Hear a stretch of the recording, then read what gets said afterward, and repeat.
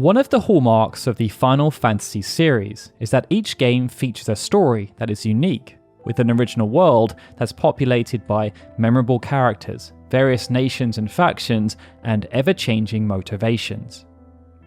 Now, in the earlier days of the franchise, there was a strong sense of association with high fantasy, as knights, mythical beasts, kingdoms, and magic all featured with a degree of prominence. But there was also a blending with science fiction due to the inclusion of advanced technologies and even space travel. As the franchise evolved, so too did its association with the fantasy genre, and by the time we arrived at Final Fantasy VIII, it had adapted to feature a much stronger association with low fantasy than high fantasy. The protagonists attended a military school, and there was a much closer resemblance with the real world, not least because of the new style of character models. Magic was still present, but in a more subtle way, and its use was restricted. The lines between good and evil also became more blurred, with characters like Adel and Cypher epitomizing this bold new approach to storytelling. It's perhaps because of this deviation that Final Fantasy VIII serves as one of the more unique and divisive entries into the franchise. But in spite of this, its lore and wider narrative was nothing short of fascinating.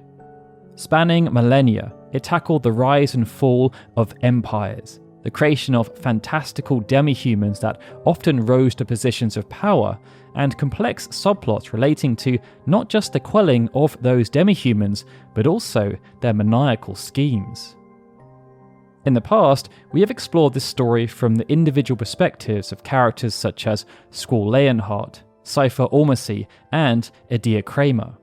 But never before have we taken a step back to do a comprehensive overview of the entire lore that encompasses Final Fantasy VIII. That is, until now. Needless to say, this will be a huge undertaking. But we've been emboldened to tackle this monstrous project thanks to your continued support of our lore-based content, and by your support of the channel in general. It's honestly unfathomable that we now have over 320,000 subscribers, but it's also crazy that almost 72% of the people who watch our content aren't actually subscribed. So if you want to see how this video series evolves, please do consider subscribing to the channel and hitting the notification bell, as we're about to dive into the complete, unabridged timeline of Final Fantasy VIII in our typical granular style, with a bit of creative flair added in along the way to join the dots. So with that, we encourage you to sit back, relax, and enjoy. Oh, and be sure to stay until the end, as we have a question that we need your help answering. Chapter 1: The Legacy of Hyne. At first, there was nothing. Bathed in everlasting night and endless, formless darkness, the first daylight had not yet broken on the universe, and all was still. Out of the vast emptiness, devoid of life, a being named Hyne came into existence. A creature of great strength and power, Hyne created the world and brought into existence all aspects of its splendor, from the mountains to the oceans, the skies, and the forests. But his creation was not without obstacles. Standing in the way of Hyne's ambitions were many great monsters and beasts, byproducts of his grand vision. Using his great inherent magical abilities, Hyne, as the governor of the world and its creator, fought these adversarial forces, and after a long struggle, emerged victorious, smiting them all with his power and establishing his true domination over the world he had created. Sitting atop his throne, Hyne surveyed the lands he had willed into existence and now conquered. In the north, south, and west, Hyne could see all there was to see, and he was happy for it. His view of the eastern sea, however, was obscured by a great mountain, and this made Hyne very upset. Hyne's first thought was to strike the mountain down and restore his view to the east, a task that should have been simple for a powerful being such as himself.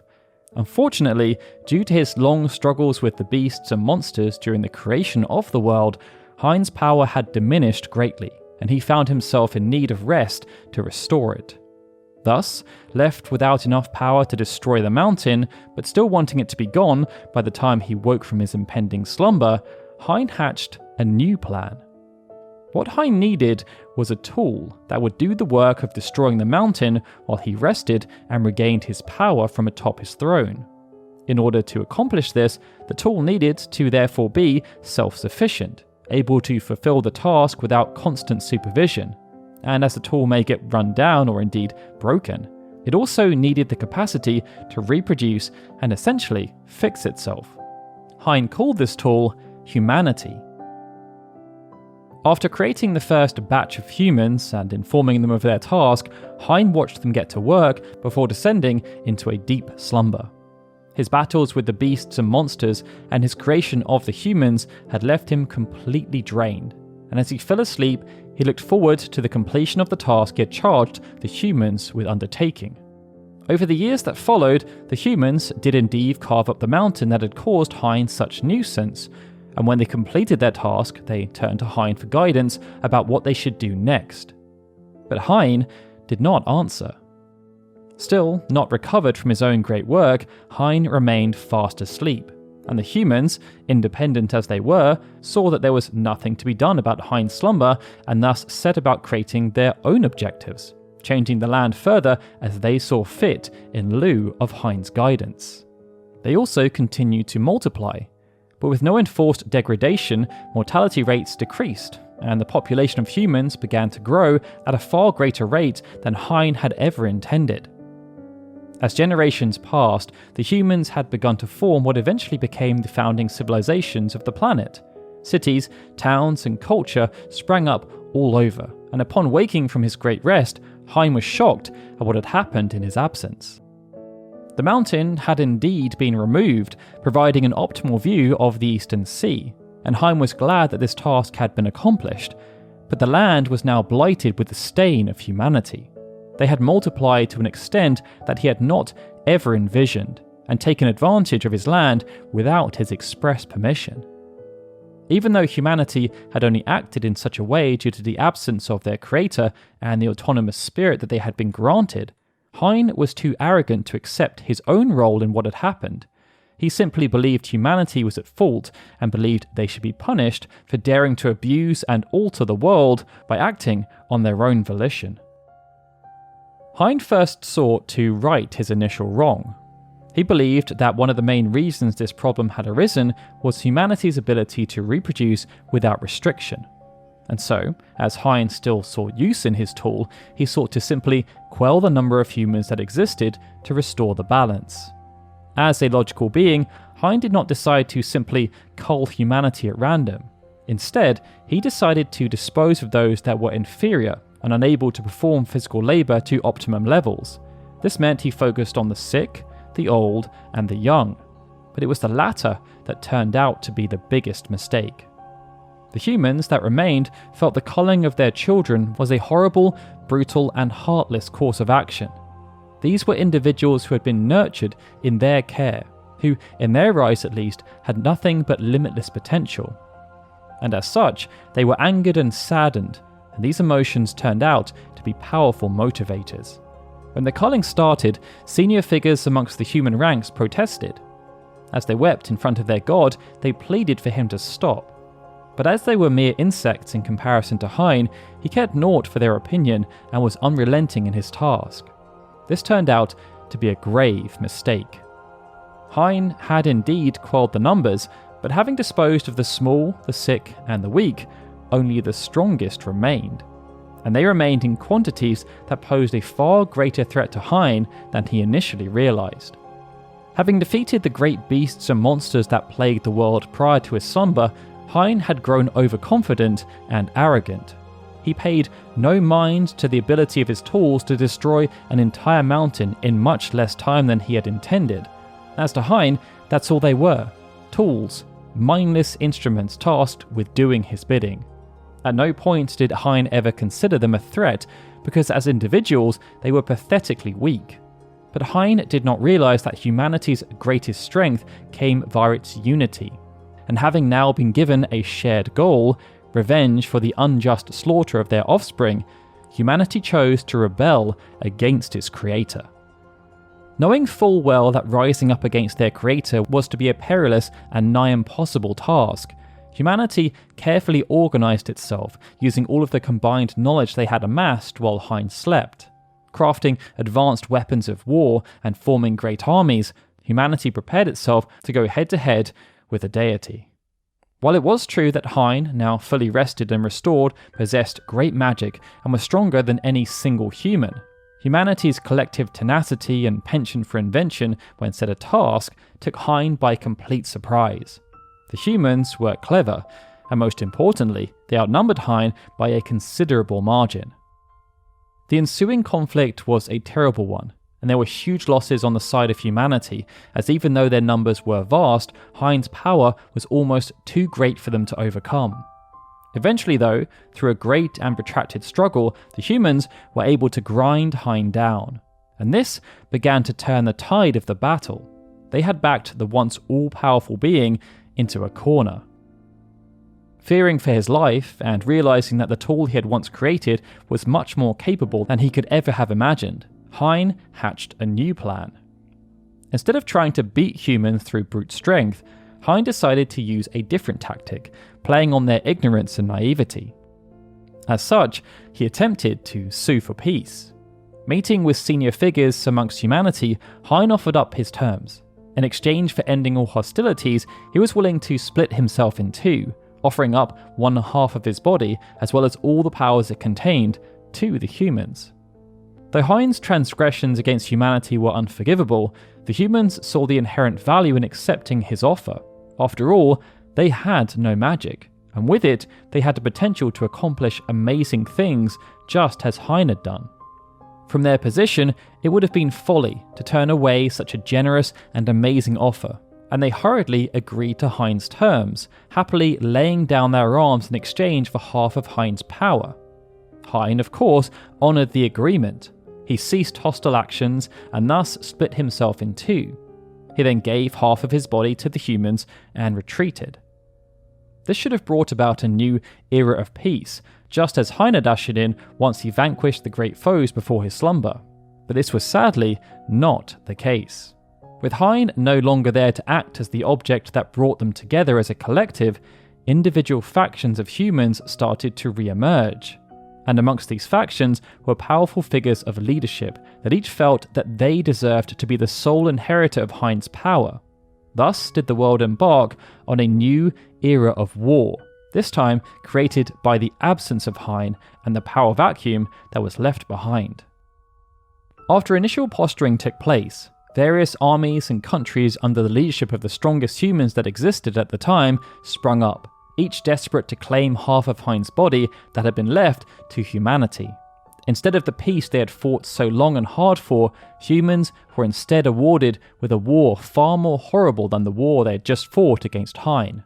This time, they were fighting against their own kind, on a scale never seen before. And with humanity as a whole growing increasingly clever and cruel in the art of war, what followed was a brutal affair that did more to cull their numbers than anything Hyne ever did. For an unspecified period of time, humanity essentially tore itself apart. That was until one day, after years and years of horrible violence and bloodshed, one ruler, known as King Zabalga, finally succeeded in subduing his rivals and bringing his people to victory. King Zabalga was known far and wide as the Dark King, and was very well versed in the ways of war. He fought hard for his prize, and upon achieving total victory, Zabalga assembled a royal entourage of advisors, warriors, and spiritual figures before absconding to a sacred space within the deep forest. Here, he was to commune with the half of Hyne's body humanity had been gifted, before receiving its power and presumably becoming akin to a demigod. But despite the ceremony going according to plan, Hyne's body did not heed Zabalga's commands. In the aftermath of this colossal embarrassment, experts were called from across Zabalga's lands. But even though consultations took place, nothing they tried worked. Every subsequent attempt only added to Zabalga's frustrations. He was the strongest of the humans. There must be something they were doing wrong. It led to a period of self-reflection as Zabalga thought to himself, Where is this great power that he and his people had fought so hard for and sacrificed so much for? By chance, it was around this time that a renowned figure from outside Zabalga's domain appeared. This figure, known as the Great Sage Vasharoon, was amongst the wisest of humans, and he appeared to be most knowledgeable about Hyne, and more specifically, why Hyne's body had not granted its power to Zabalga. Vasharoon had known for some time that humanity had fallen foul of Hyne, but despite his wisdom, he had been unable to quell the violence. It was only now that peace had been achieved amongst humans, and with Hyne's body not responding, that he was able to speak up without fear of reprisal. He revealed to Zabalga and his court that Hyne's bargain for peace was a ruse. Instead of giving the humans half of his body alongside half of his power, Hyne had instead simply given them his cast-off skin, and this skin was devoid of any power. Enraged at this news, King Zabalga and his people swore revenge against Hyne for his trickery. They vowed to find him and destroy him. But Hyne had always been one step ahead and was nowhere to be found. After the initial fighting had broken out amongst the human factions, Hyne had used the commotion to slip away unnoticed, and having all but disappeared from the world, Hyne ensured his powers remained secret and away from the hands and minds of dangerous humans. For this transgression, Hyne earned the infamous title amongst humans of Hyne the Magician, and he was hunted for generations for his betrayal. But no matter how much humans scoured every inch of the land, Hyne was never found, and their thirst for revenge was never satisfied. As Hyne eluded humanity, speculation was rife as to what happened to the once all-powerful being. Many believed it would simply be impossible for such a nefarious and well-known figure to disappear without a trace. Yet no matter how hard they searched, no trace of Hyne was ever found. Something did start to occur though. One of the main reasons for humans fighting so hard to acquire the power of Hyne was that they possessed no inherent skills with magic. Everything had to be accomplished through manual labour or by using their brains and technical nous. But individuals started to appear who did have control over magic, albeit to a lesser degree than Hyne. Rumours persisted that these individuals were akin to remnants of Hyne, and that he had hidden his powers within them, and that the power manifesting through them served as a way of protecting his powers from humans who were not deemed worthy or were descendants of those who sought to do Hyne harm all those years ago. But by having the powers appear in this way, there were also those who felt it allowed Hyne to hide in plain sight. As the years passed, it became clear that these individuals were always female, and that the transference of this power from one woman to another was not straightforward. Perhaps as a way of thwarting individuals such as Zabalga, who sought to claim Hyne's power by brute force and manipulation, the process of transference, which became known as embodiment, had specific rules, and only if those rules were followed were the powers able to transfer from one individual to another. The first rule was that the woman in possession of the powers had to either be dying or they had to have come close to perishing via a near-death experience. This meant that the process could not be initiated simply at one's convenience, and this restriction also meant that passing on powers was an affair fraught with peril, as even though it was not exactly clear what happened if the magic wielder did not transfer their abilities immediately, they would be unable to die until they did so. While it was easy to speculate that perhaps due to this, individuals who were unable to complete the embodiment process found themselves stuck in a state of undead life and torment, there was no empirical evidence to support this hypothesis. More likely was that the power of a dying magic user simply found its way to the nearest suitable candidate, whether they were willing recipients of the power or not. Regardless of the specific mechanics, what was definitively known about the embodiment process was that in order to receive the powers, a successful candidate would need to be a woman, and then they would need to have the capacity to accept the transfer. Outside of these broad requirements relating to gender and mortality, the exact specifics of a successful candidate were unclear. By some historical accounts, those who already exhibited supernatural or paranormal abilities such as telekinesis or telepathy were theorized to be ideal candidates for embodiment. Many believed that these women had the best potential to embody and withstand the rigors placed on their bodies, thus making them natural choices to receive Hyne's magic. But there was also evidence to suggest that this method of choosing candidates was based more in ritual and specific tradition and fact. For Hyne's magic to continue being passed on, it was essential that this transference process was as streamlined as possible, suggesting that any woman could potentially become what became known as a sorceress, should the correct conditions be satisfied.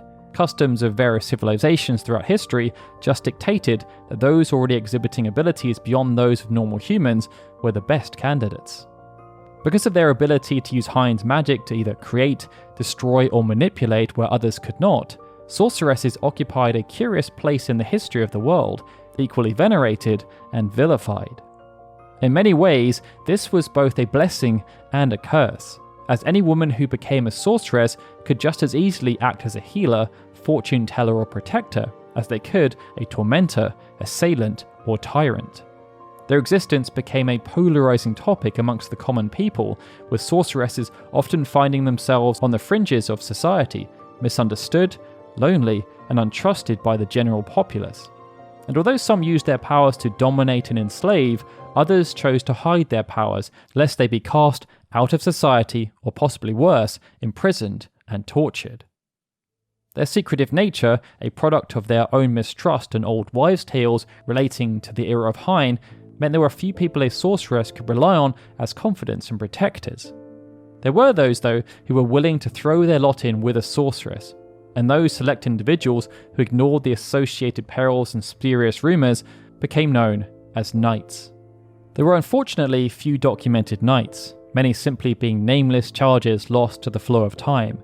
But regardless, those nameless knights were close companions to their sorceresses. They were there to help shoulder the burden of the rigours and negative side effects that came via the powers. One of the earliest surviving mentions of a knight came from the tale of the first truly renowned sorceress, one whose name history has sadly forgotten, but whose deeds were known by all. Unlike Hyne and many of the sorceresses who followed, who were vilified for their exploitation of magic, this benevolent sorceress cared deeply for the common people and saw her status as a sorceress as a higher calling. She sought to use her powers to aid a collapsing country from ruin after it was besieged by monsters. Aiding the sorceress in this task was her knight, Zephyr, and he was instrumental in cementing the legacy of his sorceress, fending off a fearsome red dragon and protecting the sorceress while she used her magic to stand up to the people. Even though the sorceress was lost to time, Zephyr was immortalized by the common people for his devotion to his liege and became the archetypal knight against which all other knights that followed were measured. While not every sorceress had a knight's role in the life of a sorceress was to protect her from all threats, both from the outside world and from her own powers. As this was undoubtedly a huge responsibility, a sorceress's knight was usually someone with a strong emotional bond to them, like a romantic partner or a familial relation. And as far as evidence suggests, just as sorceresses were always women, knights were always men.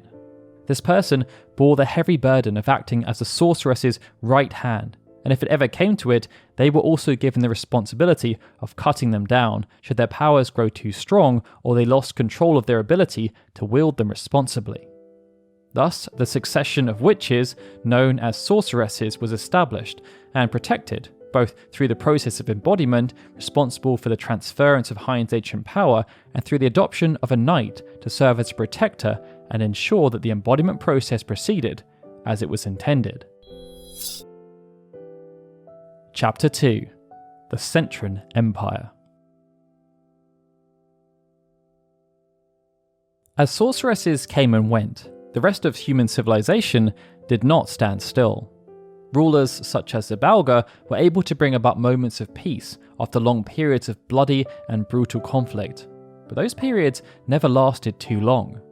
The tyrannical or benevolent rulers, whether mere mortals or sorceresses imbued by Hyne's power, ultimately perished, and when they did, everything they had built often splintered.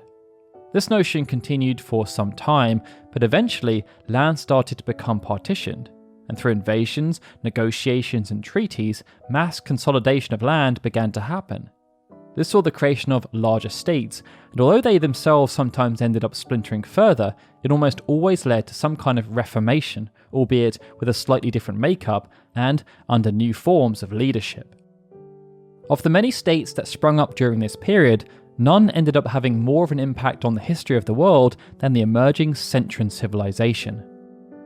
When exactly the Centra started to gain prominence is unclear, but by around 4,000 years prior to the events of the main game, they had become a powerful and dominating force. Having mastered traditional crafts such as stonemasonry and complex ones like mechanical engineering, the Centra grew into a formidable regional power on the southern continent, and forged a vast empire that was able to travel the globe and achieve feats humanity could have only dreamed of prior to their advent. As a people, the Centra worshipped the sorceresses and their knights, a fact which was reflected in much of their architecture and artwork. In their honour, great structures were erected, a mix of ancient stonework, technological marvel, and, to the undiscerning eye, even magic.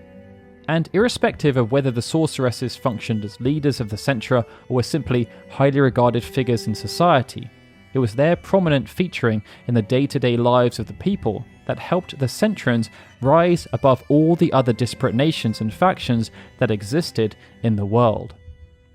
Taking full advantage of both their technological prowess and the power of the sorceresses, for centuries and even millennia, the Centra pushed the limits of what humanity thought was possible. They built cities filled with advanced machinery that provided every convenience to their habitats. What's more, the Centra laid the foundation by codifying many things such as language and even the passage of time, still seen throughout the world in the Common Era. It was thanks to them that the modern calendar system for counting months and years was established, and because of their efforts, it was possible to trace the Centra's growth while also logging the history of the world. It was also the Centra that were the first to use the term sorceress as well, fitting for a society that benefited so heavily from their power. And it was coined by a historian known as Tem over 500 years prior to the current timeline. But even though this was a more recent development, used as a way of specifically describing those who were able to carry the magic of Hyne, the lineage of embodiment and the passing on of magic through women was already an established part of the legends that graced their culture. Now, with so many annals of history lost to the passage of time, it's unclear when the Centra decided to cast their eyes outwards to new lands, but it's safe to assume that this had happened after they had asserted themselves and laid claim to much of, if not all, of the southern continent. Taking to the inner sea that lay between all the continents of the world, they sent out exploratory scouting parties, and then, if the feedback was positive, colonization was given the green light. Through these excursions, the Centra found their way to the coastlines of the western, northern, and eastern continents. There, they set up small outposts and colonies and began interacting with the local communities and setting up simple trade routes back to the southern continent. After some time, the Centra were then able to start exerting their sphere of influence, and this was most effective on the western and eastern continents. The settlements here quickly grew to become established hubs, and this helped to create a bustling mercantile economy that served to only grow the Centra's influence in the world and strengthen their empire. There was, however, another reason behind the desire for the Centran hierarchy to expand beyond their original continental borders, as by establishing footholds throughout the world, they hoped to mitigate the risk and potential impact of natural disasters. For many years at this point, the Centra had been studying the planet and observing all sorts of natural phenomena such as earthquakes, volcanoes, and tsunamis. But they were also learning much more about the world and its relationship to the cosmos. Of all the myriads of things they observed, there was one particular phenomenon connected to the mysterious moon that truly frightened them and gave them cause for significant worry, something the Centra dubbed the lunar cry. As far as the Centra could figure out, this phenomenon dated back tens of thousands of years, and it was a recurring cyclical event. It happened when the moon, which the Centra learned was the home and source of monsters not native to their lands, became oversaturated. When this occurred, and the proper gravitational conditions between their planet and the surrounding moon were met, the monsters then fell from the moon to the surface of the planet, causing immense damage to the surrounding environment and causing significant harm to any living organism that was unfortunate enough to be within range of the fallout. Observed from afar, the lunar cry worried the Centra because they saw the destructive potential of the phenomena.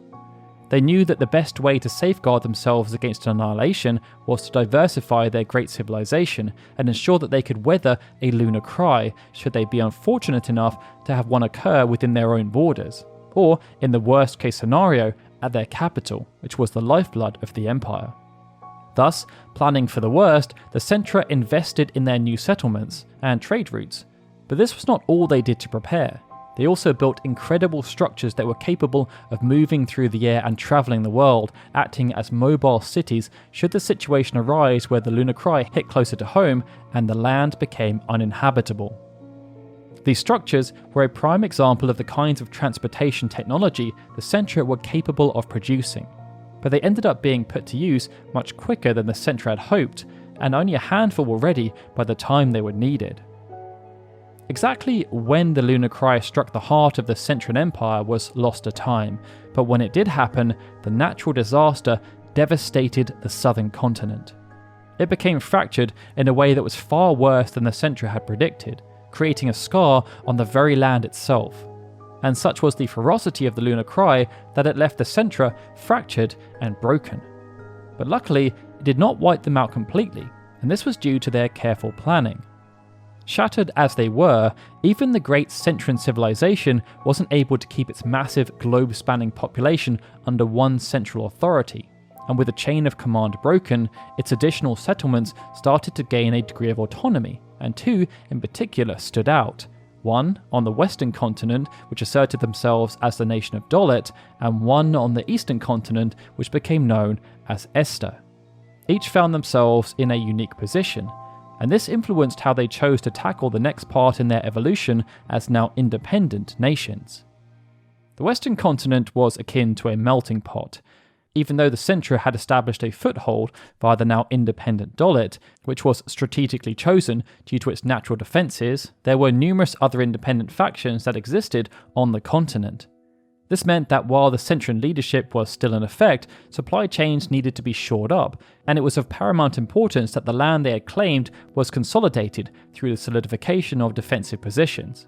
Survival became the name of the game, and they became adept at not only fighting off incursions, but also targeted retaliatory strikes.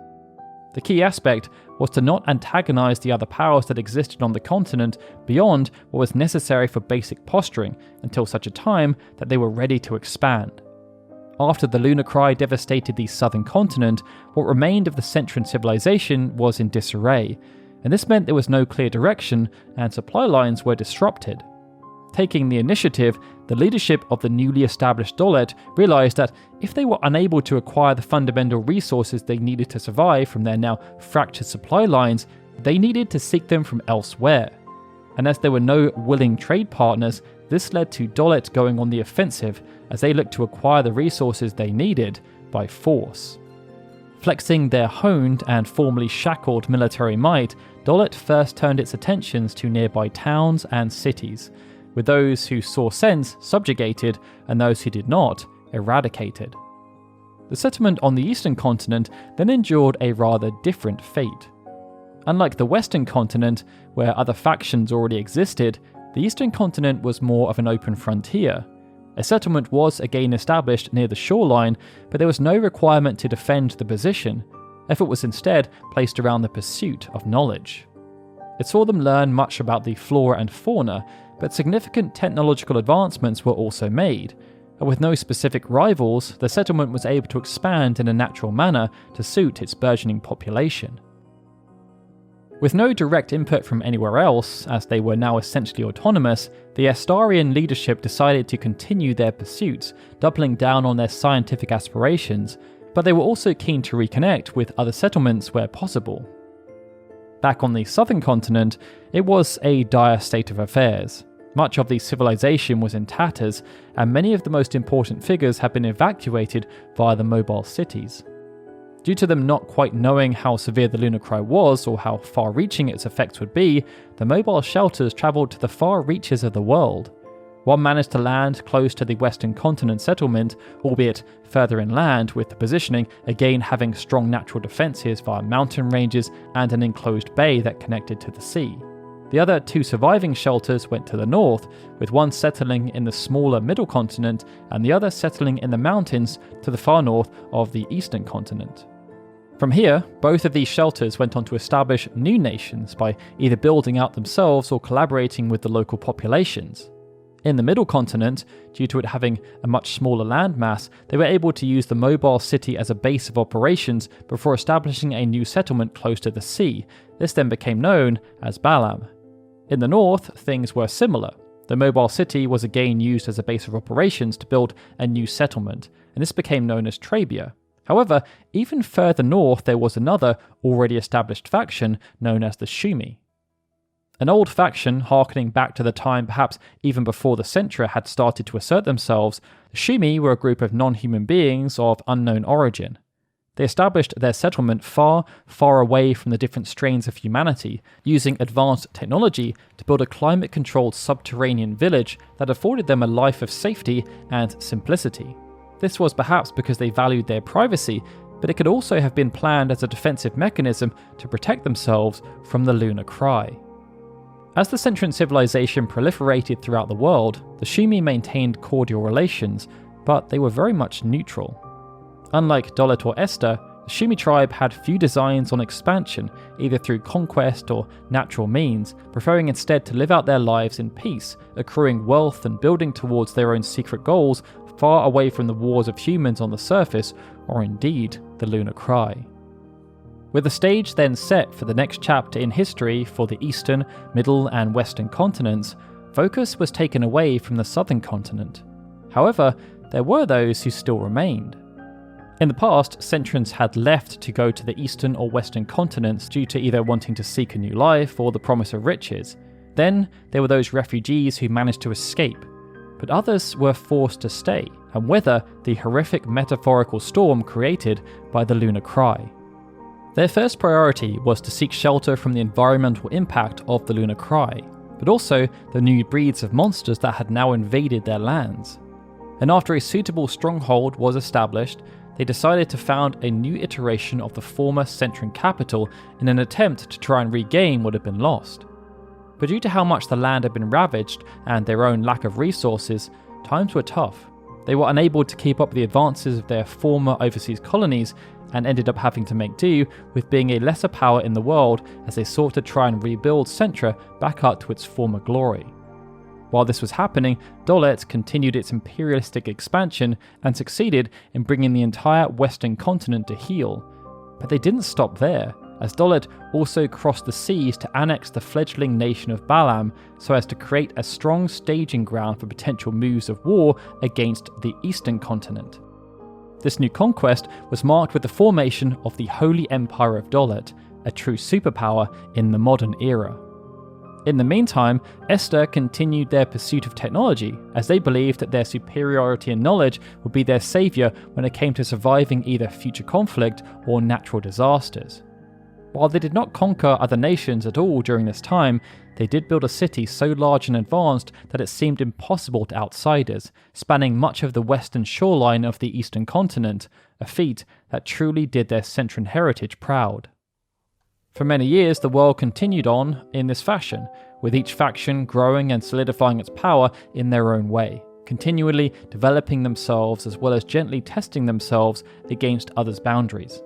Unfortunately though, this peace was not to last. The delicate balance of power was soon to be disrupted by a second cataclysmic astral event that created a power vacuum the likes of which hadn't ever been seen since the age that followed Hyne's defeat. Unbeknownst to the Centrans, who had decided to try and reform their previous empire, a remnant of the lunar cry remained that was much more subtle than the devastating environmental scarring and the heinous creatures that had now infested the lands. Lodged deep within the original impact crater lay an artifact that became known as the Crystal Pillar. Although seemingly a dormant piece of residue, the Crystal Pillar had a sinister undertone. It acted like a homing beacon for the lunar cry while also shortening its natural, much longer cycle. The Centra seemed to be unaware of its presence and continued to try and rebuild despite the now perilous circumstances, as they did not wish to abandon their home.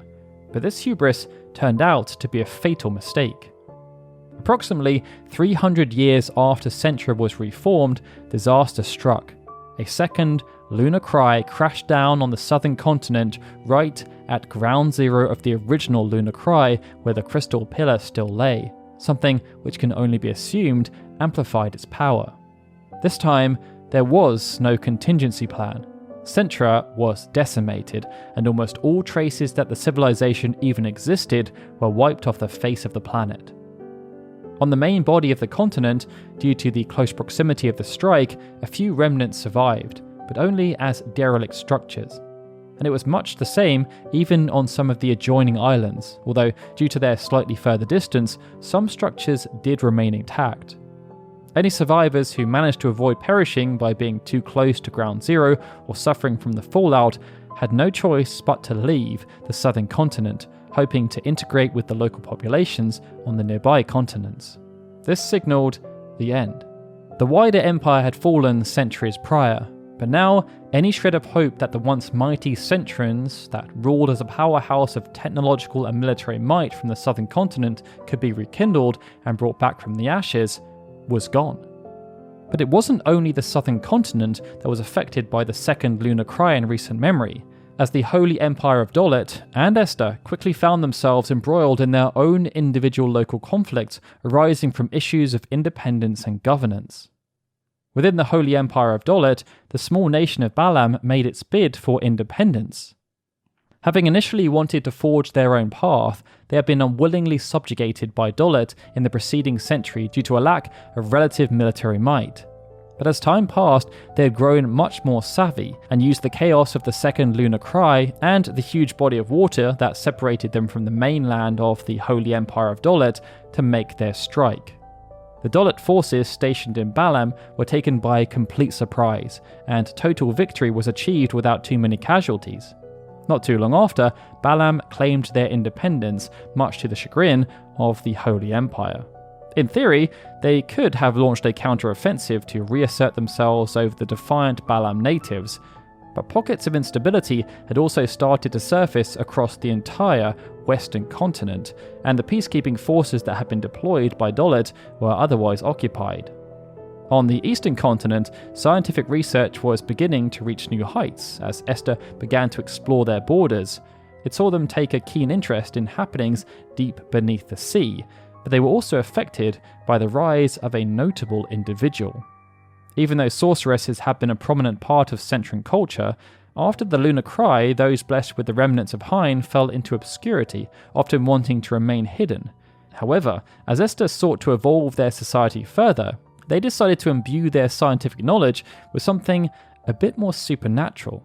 And this then set the stage for the next passage in history, as the world became embroiled in a horrific, worldwide conflict that became known simply as the Sorceress War. Chapter 3: The Prelude to War. Ever interested in accumulating more and more knowledge, in the years following the second lunar cry, Esthar began to get much more abstract with its scientific research. As a nation, they had made great strides in building upon the technological inheritance they gained from the Centra, but they quickly became aware that something else was needed if they were to continue their pursuit of being the most advanced civilization on the planet. This desire led Esthar's scientists to become increasingly more experimental with their research, and it saw them start to explore, with a high degree of interest, the notion of harnessing the power of magic in conjunction with technology. In the past, the sorceresses were a revered part of Centran society, but once the empire splintered, that reverence started to diminish. Sorceresses began to be shunned by society, albeit in different ways, and in the early days of Esthar, there was a desire to do it on their own, so to speak. This meant focus was placed around man-made technological innovations, as opposed to using sorceresses and their magic, and this inherently saw a reduction in their worth. However, as the next wave of scientists sought to outdo their predecessors, they began delving into the inner workings of the magic of the sorceresses, and the supernatural forces that they observed throughout the world. And this saw them begin to make strides that the other nations of the world could only dream of. At the head of this ingenious research was a man named Dr. Odin. Odin had started off as a researcher in the field of monsters, keen to understand more about how they operated.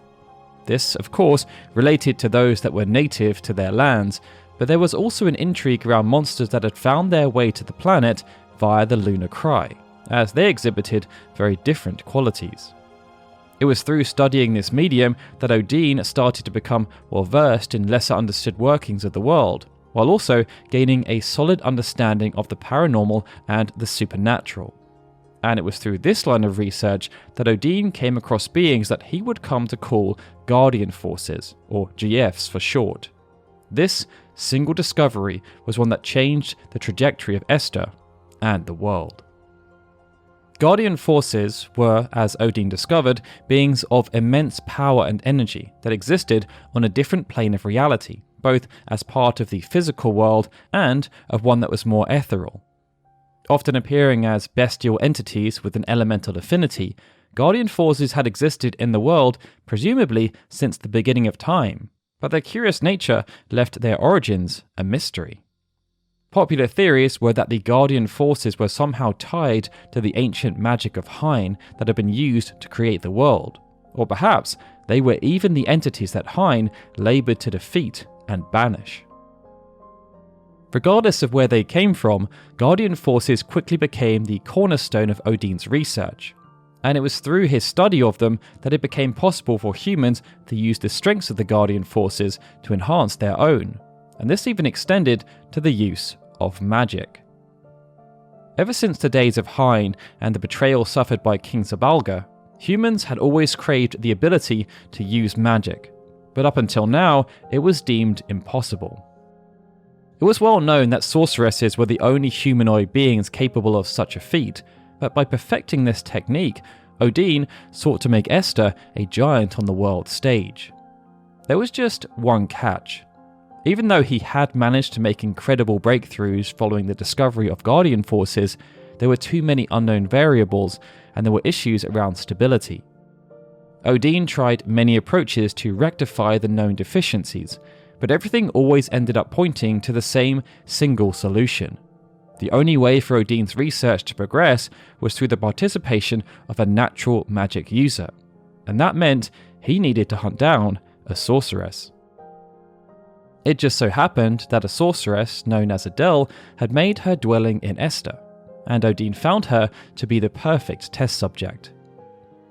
Adel was magically powerful and physically intimidating, and the provenance of her immense ability was both mysterious and highly suspicious, as given how the process of embodiment worked, it suggested that Adel had received her powers from another, also unknown, powerful sorceress. For Odin, where Adel or her powers came from was none of his concern. All he cared about was that Adel enabled his research to progress at a rapid pace, and this placed the spotlight on both of them. Working closely with Odin and his research team, and building upon their work with Guardian Forces, Adel helped to usher in a new technology known as paramagic. This technology removed many of the inefficiencies of Odin's previous work with Guardian Forces, and its introduction allowed humans to start using magic in a more routine way thanks to the notion of junctioning. The idea was that when joined, the Guardian Force would take over part of the wielder's brain, specifically the hippocampus. By working with Adel, Odin realized that part of the problem around humans using magic was that they just couldn't fathom how to call the spells forth. But by having the Guardian Forces take over parts of their brain, when the junctioning was active, the knowledge was just granted to them. But when coupled with the discovery of a related process known as drawing, which allowed humans to siphon the magical forces that existed naturally in the world and then store them for future use, it was nothing short of monumental. Odin became a celebrated figure, but so too did Adel, despite her previously being happy to exist within the shadows prior to partnering with Odin. However, as a smart and calculating woman, Adel decided to seize the opportunity that had been presented to her, using the newfound reverence for magic within Esthar to further her own standing within society. And after realizing how easy humans were to manipulate and take advantage of, she began to make significant strides in the Estharian political scene. Around the same time, on the Western continent, the Holy Empire of Dolit was attempting to soothe both local dissidents and complex inter-settlement transportation issues through their own technological innovation.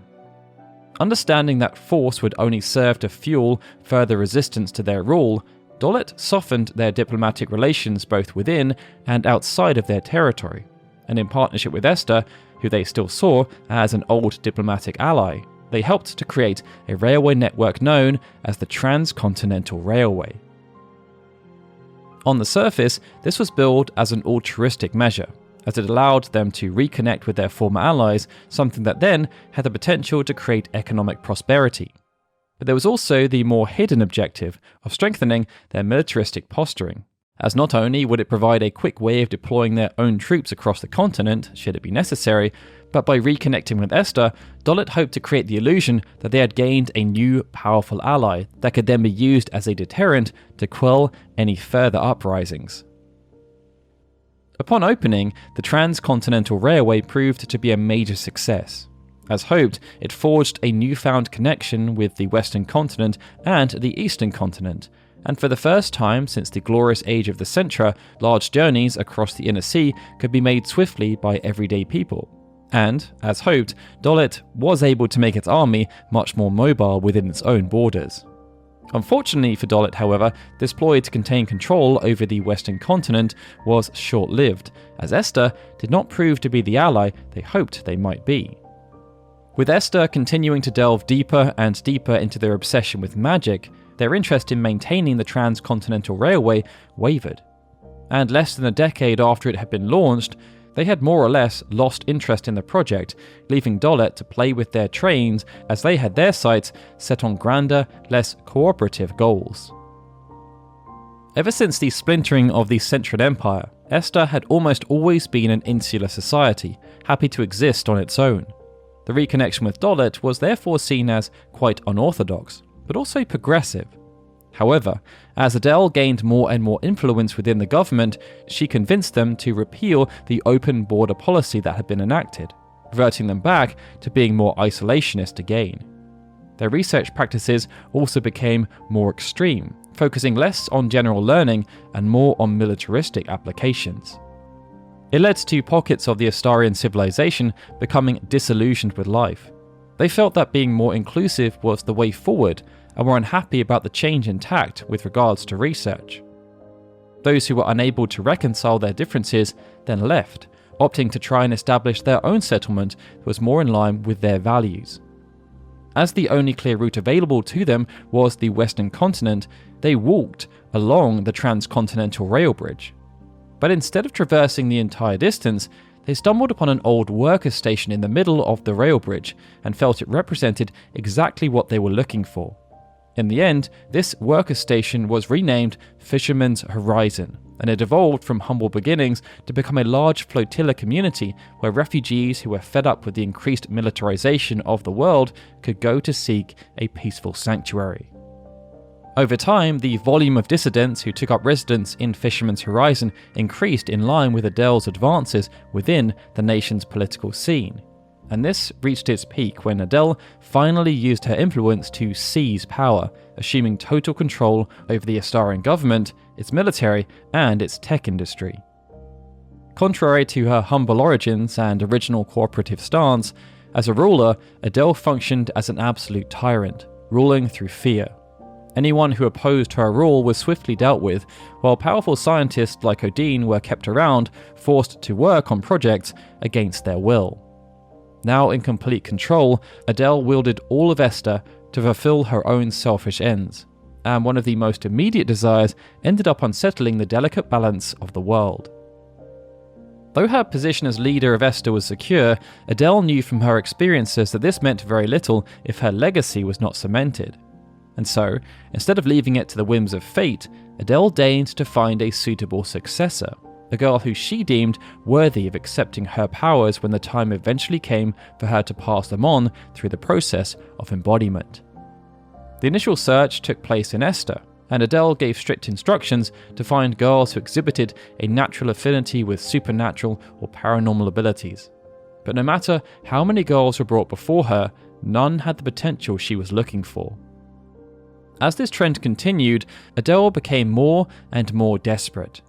In the end, the only decision left was to widen the net, and this meant seeking a successor in foreign lands.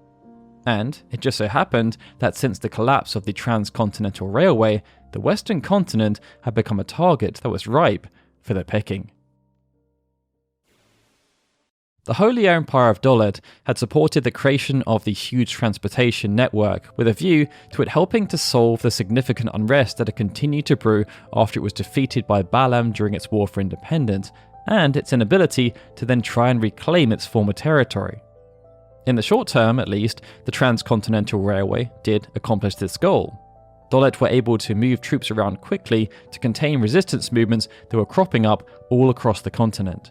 But this was only a temporary measure, and the chasms that had been growing for quite some time only continued to widen.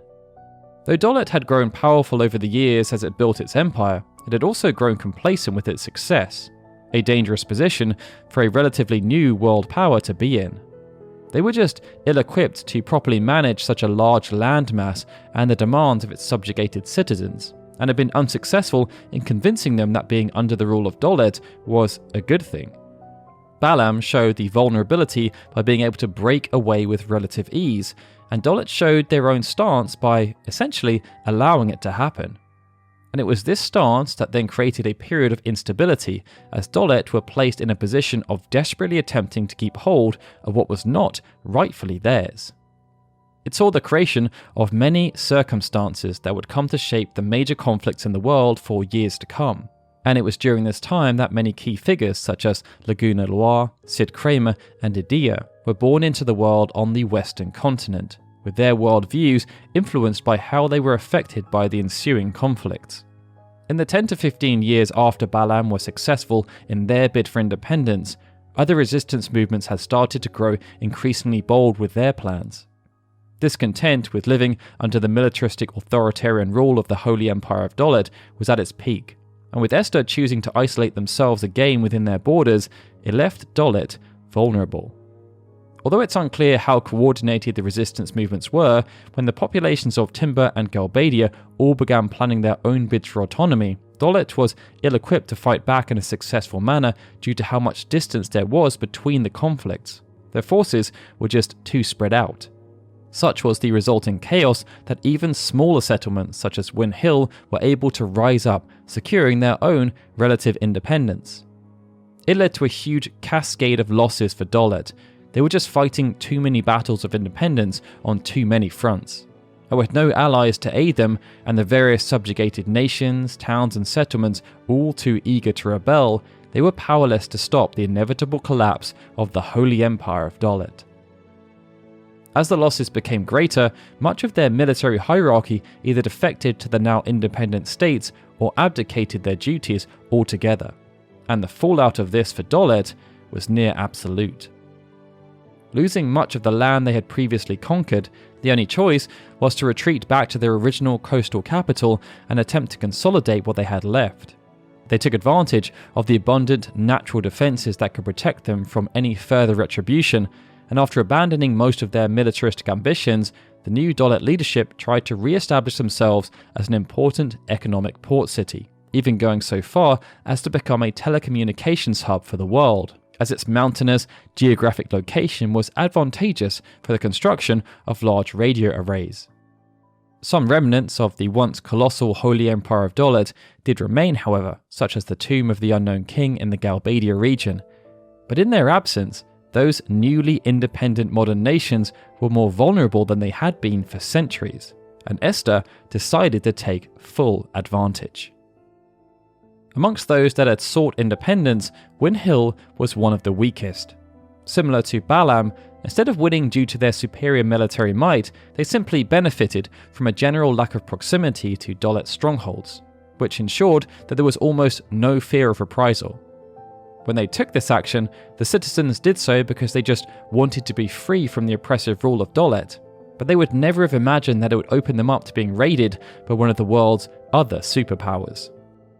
From afar, Adel and her military advisors watched as the Holy Empire of Dolet imploded on itself, and they waited for the dust to settle before deciding on their next course of action.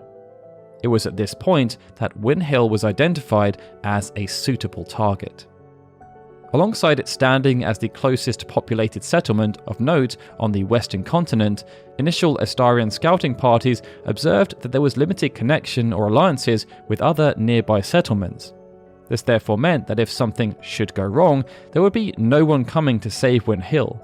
And this simple fact emboldened and gave confidence to the Estharian military, which in truth had never really been tested.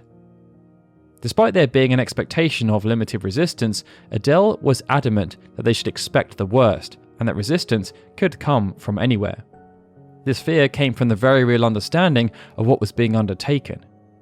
In Esthar, even though there was some resistance, the searches for a successor were deemed to be somewhat cooperative, with some even believing there was a certain amount of honour should their daughter be selected.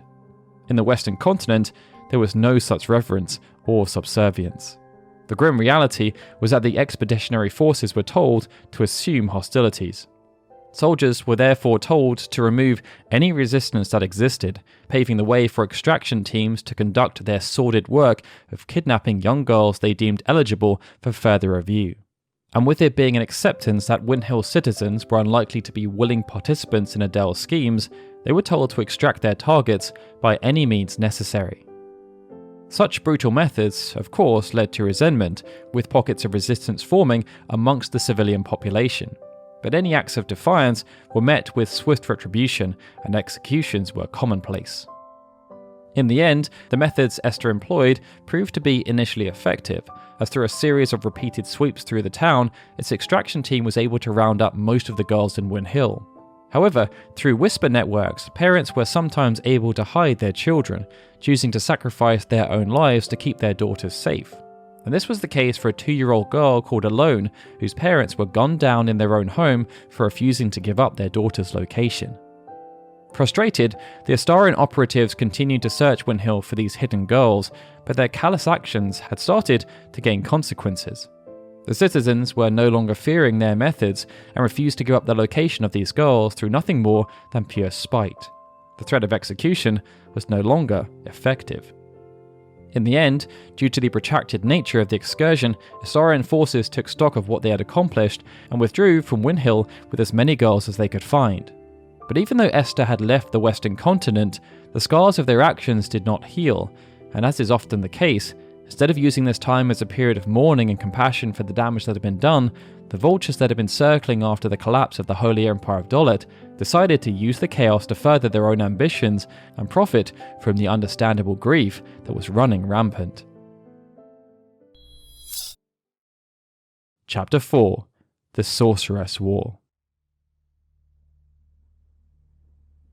Though there were many power players seeking to take advantage of the relative unrest that had beset the western continent, none were as successful as Vinzer Delling. It's unclear where Delling hailed from, with some saying he was even an Estharian dissident, but irrespective of his origins, Delling became a rising star in the Galbadian political scene, making moves in the fledgling nation and quickly gaining support through his populist and fear-fueling rhetoric. Behind the scenes, Delling had a reputation for being an angry and vengeful man who had no problem lashing out at those around him. He was also very manipulative and sought to use any means necessary to stay relevant and important within the realm of Galbadia. When combined with a natural charisma and strong public speaking skills, this meant Delling was able to win over the citizens of Galbadia with relative ease. But he had much grander visions. He wanted to become a power player not just in Galbadia, but across the entire continent. And when Delling observed from afar Esthar's botched invasion of Win Hill, he saw an opportunity. Win Hill, having not long gained their independence from Dolet, were ill-equipped to defend themselves. And with Esthar able to conduct their operation with no real resistance, the invasion had given concerns around the safety not only to those who were closest to Win Hill, but also settlements across the rest of the continent. Delling quickly put his talents for public speaking to good use, and instead of trying to put his local constituents at ease, he attempted to stoke fears and suggested that Win Hill was just the beginning. After establishing a local base of support, Delling was then able to gain strong advocates that reinforced his grand vision for a new Galbadia, one that would see them rise to become the protectors of the Western continent, and then as one of the world's preeminent superpowers. This rhetoric served Delling well, and he quickly rose through the political ranks, profiting on the fear that was only continuing to grow. People turned to Delling as he seemed to be the only one who understood their concerns and had a legitimate action plan. To the people, Delling's ambition was masked by a dual narrative. He had convinced Galbadian citizens that if Esthar came back, they were prepared as a continent to withstand whatever was thrown at them, but that this would only work if Galbadia was at the forefront of any defensive initiatives. But he'd also stoked a kind of continental pride, instilling a sense of wanting to seek retribution for what had happened in Win Hill. In the end, this narrative saw Delling's sphere of influence expand to the point that he was given control over the military and foreign policy. And after this was accomplished, it didn't take him too long to act. Delling believed that the only way to combat Esthar was for the Western continent to become a combined entity, with Galbadia at the helm. It was the dissolution of the Holy Empire of Dolet that had made them weak, as they had splintered and could be picked off individually. But combined, they were much stronger. And so, as if to parallel what happened once the Centran Empire faltered centuries ago, whereby Dolet seized the opportunity to invade and conquer the Western continent and form the Holy Empire of Dolet, Galbadia now used the panic and fear around the Estharian invasion to do the exact same thing. Delling laid out terms to the other powers of the Western continent: join Galbadia willingly and become part of something much greater, or resist and be subjugated. With Win Hill still reeling, Galbadian military command surmised that they would be an easy target, and they were convinced to join Galbadia without too much trouble, as they had no more resistance left to offer. But with so many of the other powers still enjoying their newfound independence from Dolet, very few were willing to be participants in Delling's plan, and one of the first powers to stand up against Delling was Timber. Timber was identified as a crucial location for Galbadia due to how interconnected it was via the Intercontinental Railway, but also because it connected the Western continent with Balam. Unlike Win Hill, Timber did have its own military though. It was just very small and ill-equipped. They had not yet been able to establish a proper foothold and just hoped they would be left in peace. None had a thirst for war anymore, they just wanted to be in control of their own destiny, having been under the thumb of Dolet for so long. Delling, however, cared little for their yearning for independence, and he commanded the Galbadian military to show no mercy to infidels who lacked the foresight to understand why his plan was necessary. This decree, coupled with Timber's woefully under-equipped defense, saw them quickly fold, and Timber was soon assimilated. Now under Galbadian rule, life began to change fast for the small but proud nation of Timber. Many of the local businesses and governmental operations were changed almost overnight to suit Galbadian whims, and this included even the established publication known as the Timber Maniacs, which had only been formed 2 years prior following the independence from Dolet. Delling felt threatened by the Timber Maniacs, as some of the content they produced could be seen as revolutionary propaganda that supported the idea of independence. As such, it could not be allowed to continue in the way it had been, and the Timber Maniacs were forced to shift focus to creating more entertainment-central content and to escape complete closure by Galbadia's occupying forces. Despite these efforts to eradicate any semblance of resistance, there were those who were unwilling to accept Galbadian rule. But with many of Timber's major locations captured, they were forced to operate clandestinely to avoid detection. It saw many of the resistance cells take to the forests around Timber, where they conducted campaigns of guerrilla warfare against Galbadia's garrisoned troops. Delling was unwilling to accept these interruptions and was uncompromising, giving strict instructions to his officers in the field to quash any and all resistance with no remorse. And as Galbadia knew the resistance was hiding in the forests, they decided to flush them out quickly by simply setting fire to the surrounding woodland. Torching the forest, Galbadia's military proceeded to annihilate Timber's remaining resistance fighters. In the struggle, any resistance cell leaders that were unfortunate enough to be captured were subsequently tortured for information and then executed, leaving countless children without parents. Due to this systemic and brutal approach, it didn't take long for the resistance to die out. Timber became part of Galbadia without the need for a prolonged conflict. But the wounds cut deep, and it bred mass resentment from the subjugated population. With Wynhill and Timber ensnared, it wasn't too long before Galbadia conquered most of the lands previously occupied by the Holy Empire of Dolet. The peace the independent nations had fought so hard for had been fleeting. Back in the heart of Galbadia, in the now renamed Delling City, the rampant militarism and war enthusiasm had become completely normalised for its citizens. Believing what they were told by the government and seeing the mass economic and territorial gains being made by their expansion across the western continent, they were fully on board with Delling's vision, even if he did have to lie to maintain their support. A prime example of this normalisation came via a young soldier named Laguna.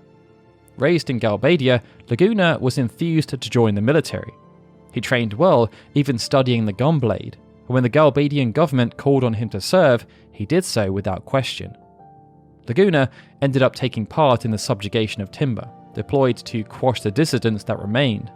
But as he skipped most of the darker side, perhaps due to his low rank, he carried on believing everything Delling had said about why the invasion was necessary, and that it was part of working towards creating a greater and better Galbadia. In the aftermath, Laguna wound back in Delling City, where things were peaceful, and the cold facts of the war were left far away. And it was here, when he was unwinding with his friends, Ward and Kiros, that he slipped back into enjoying the company of a young lady called Julia Hartley.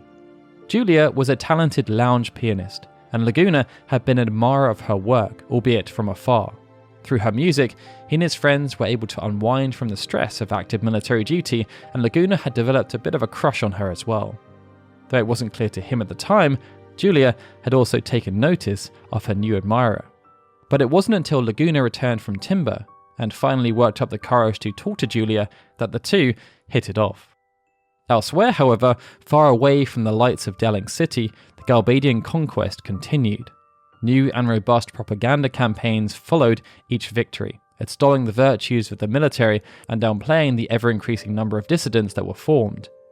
But even though Galbadia had grown its borders exponentially in a short space of time, and had gained support at home for their expansionist ambitions, new separatist movements were popping up across the continent. And even outside of those who stood in direct opposition, such as the people of Timber, a deep-rooted hatred of Vinzer Delling and his new regime was quickly becoming commonplace in the newly occupied settlements. This disdain was not limited to just the western continent either. To the rest of the world, Galbadia had grown from a small, weak regional power to a continental-spanning empire almost overnight, and in Esthar, Adel and the Esthar military began to take notice. Following the original Estharian operation in Wynhill to find a successor for Adel, the extracted victims were processed and then put forth for judgment by the Sorceress and her scientists, but none were deemed worthy. The military therefore continued to conduct isolated surgical incursions into the western continent as they sought to please Adel, but she had started to grow impatient at her military's inability to find a successor. Adel had also been unimpressed with the efficacy of her forces. For a long time, Esthar had been a passive nation, wanting to explore the realms of science before anything else. The raid of Wynhill and the following incursions into the western continent were not only designed to test the ability of her forces, but also the strength of opposition they would face. And as Galbadia had expanded and fortified their positions, it became clear that the Galbadian military was up to the task of defending the western continent in a way that the independent nations could not. This saw Adel decree that work needed to be undertaken to develop and expand their own martial prowess through the introduction of more comprehensive training and the creation of advanced technology. And as these efforts increased, so too did incursions into the western continent, as Adel wanted to create a constant feedback loop. It led to numerous conflicts between Esthar and Galbadian forces, and even though there was often no clear victor, and no territory was won or lost, civilian casualties were commonplace, and it led to a huge volume of orphans being created. Adel, however, was unrelenting. She was not willing to accept defeat and pushed her teams to work harder. and this led to an exploration into how Dr. Odine's existing body of work relating to paramagic and monster research could be leveraged, something that led to them delving deeper into the mysteries of the world's most dangerous natural phenomenon, the lunar cry. Though by this point the Centran lunar cry impact was nearly 100 years in the past, the effects that event had on the southern continent were well documented, and Esthar, seeking to expand their knowledge on the disaster with the hopes of somehow being able to weaponize it, began sending research expeditions to the area. At first, all they found were fearsome monsters and vast swatches of poisoned and destroyed landscape, but eventually their excursions proved fruitful as they happened upon the Crystal Pillar.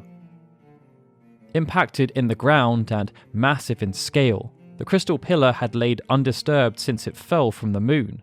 But upon its discovery, as it was very clearly intact and unaffected by the lunar cry, Estharian scientists surmised they had found a key piece of the puzzle. To study it further, an entire excavation team was sent over to the southern continent. They initially wanted to learn as much as they could about the Crystal Pillar in its dormant state, but once those observations were complete, the overarching objective shifted to focus around extraction. They wanted to bring the Crystal Pillar back to Esthar so that more comprehensive tests could be undertaken by their brightest scientists. Due to the massive nature of the operation, Galbadia became aware that Esthar was up to something big. They were just unsure of the exact location of the operation and what its purpose was.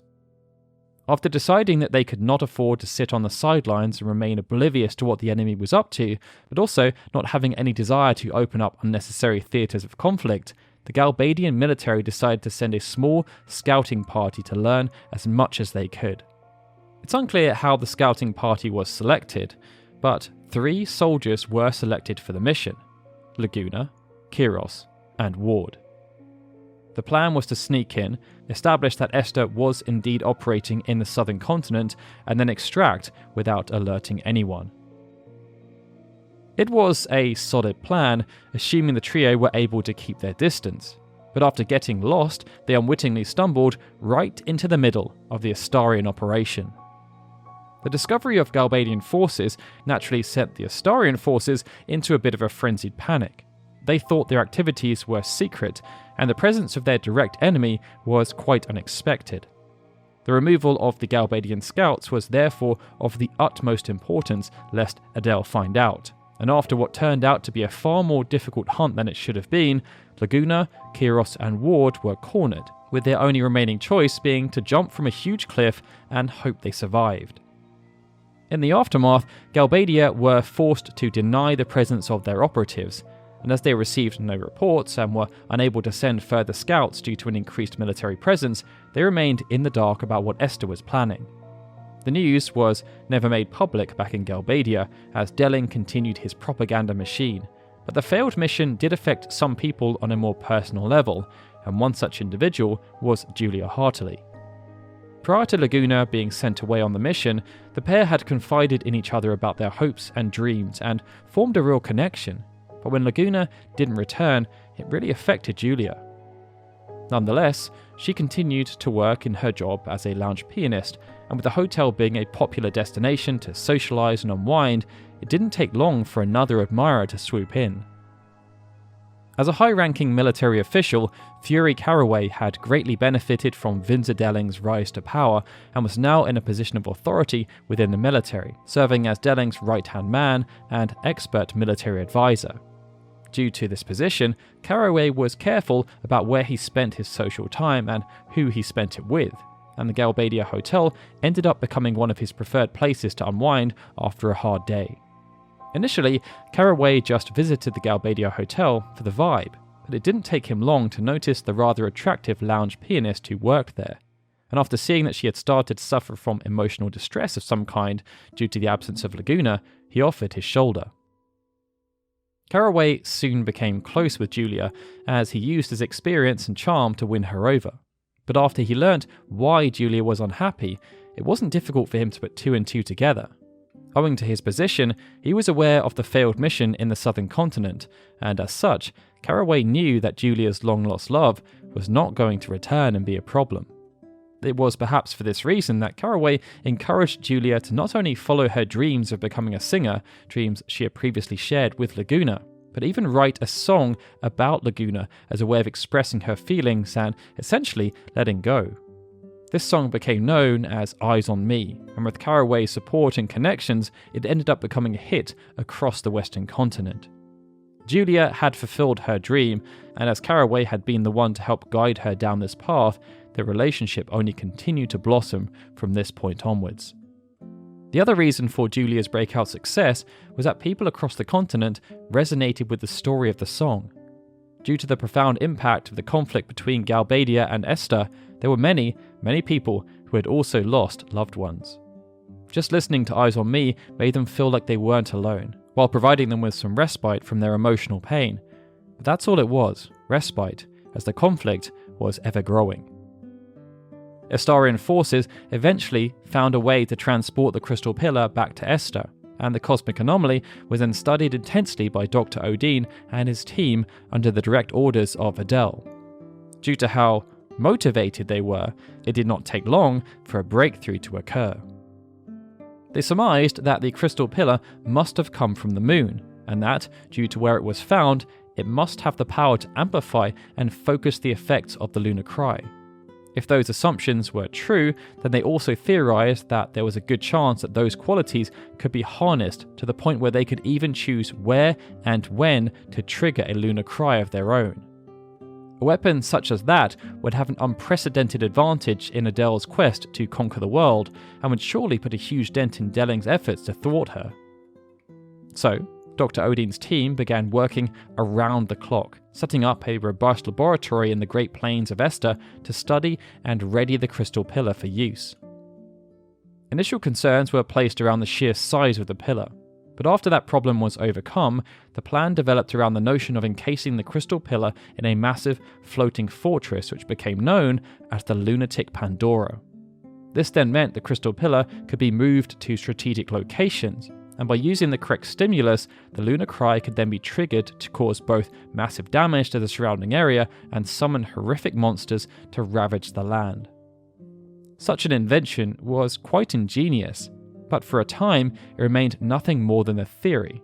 What they needed was a field test to prove that the Lunatic Pandora was a viable weapon, and after selecting a location in the nearby northern part of the continent that bordered Trabia, the Lunatic Pandora's inaugural activation proceeded as planned. Much to their surprise and horror, the Lunatic Pandora then exceeded all expectations. Turning the sky a deep red and calling a stream of monsters to its location, this artificial lunar cry was the first time anyone in recent memory had witnessed such an event firsthand. In its wake was left a huge crater. Nothing survived the fallout. Back in Esthar, Dr. Odin's team were congratulated on their success. Adel had her weapon of mass destruction, and anyone who stood in her way would feel its wrath. However, unlike in Galbadia, whereas Delling had managed to cajole the denizens into believing that militarization was of the utmost importance, Adel did not quite have the same way with words. She ruled with an iron fist, and following the creation of the Lunatic Pandora and her increased despotism, those who remained in Esthar, especially those who had helped create its more horrific weapons and automatons, started to become even more concerned about the direction of their nation. Back on the western continent, the three Galbadian scouts were very much still alive and were attempting to rebuild their lives. Ward and Kiros managed to make their way back to Galbadia and were honourably discharged from the military. Ward had unfortunately lost his voice during the escape due to an injury, and this made it difficult for him to find work. However, due to his sheer size and aptitude for physical labour, he was able to find work at the Galbadian D-District prison as a janitor. It's unclear how long the D-District prison took to construct, but it was where Vinzer Delling and his cabinet held political prisoners, and in general, anyone who caused problems for the regime.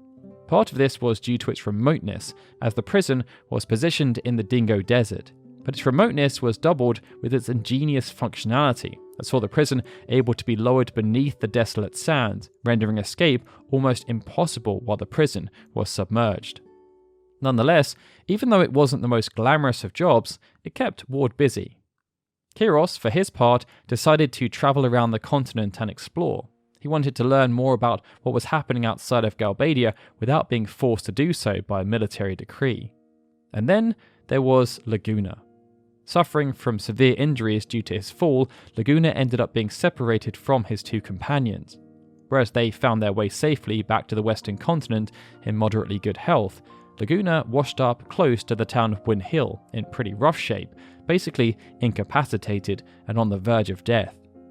Win Hill itself was still reeling from the initial invasion of Esthar and the occupation by Galbadia, but deep within them was still a yearning to help those in need.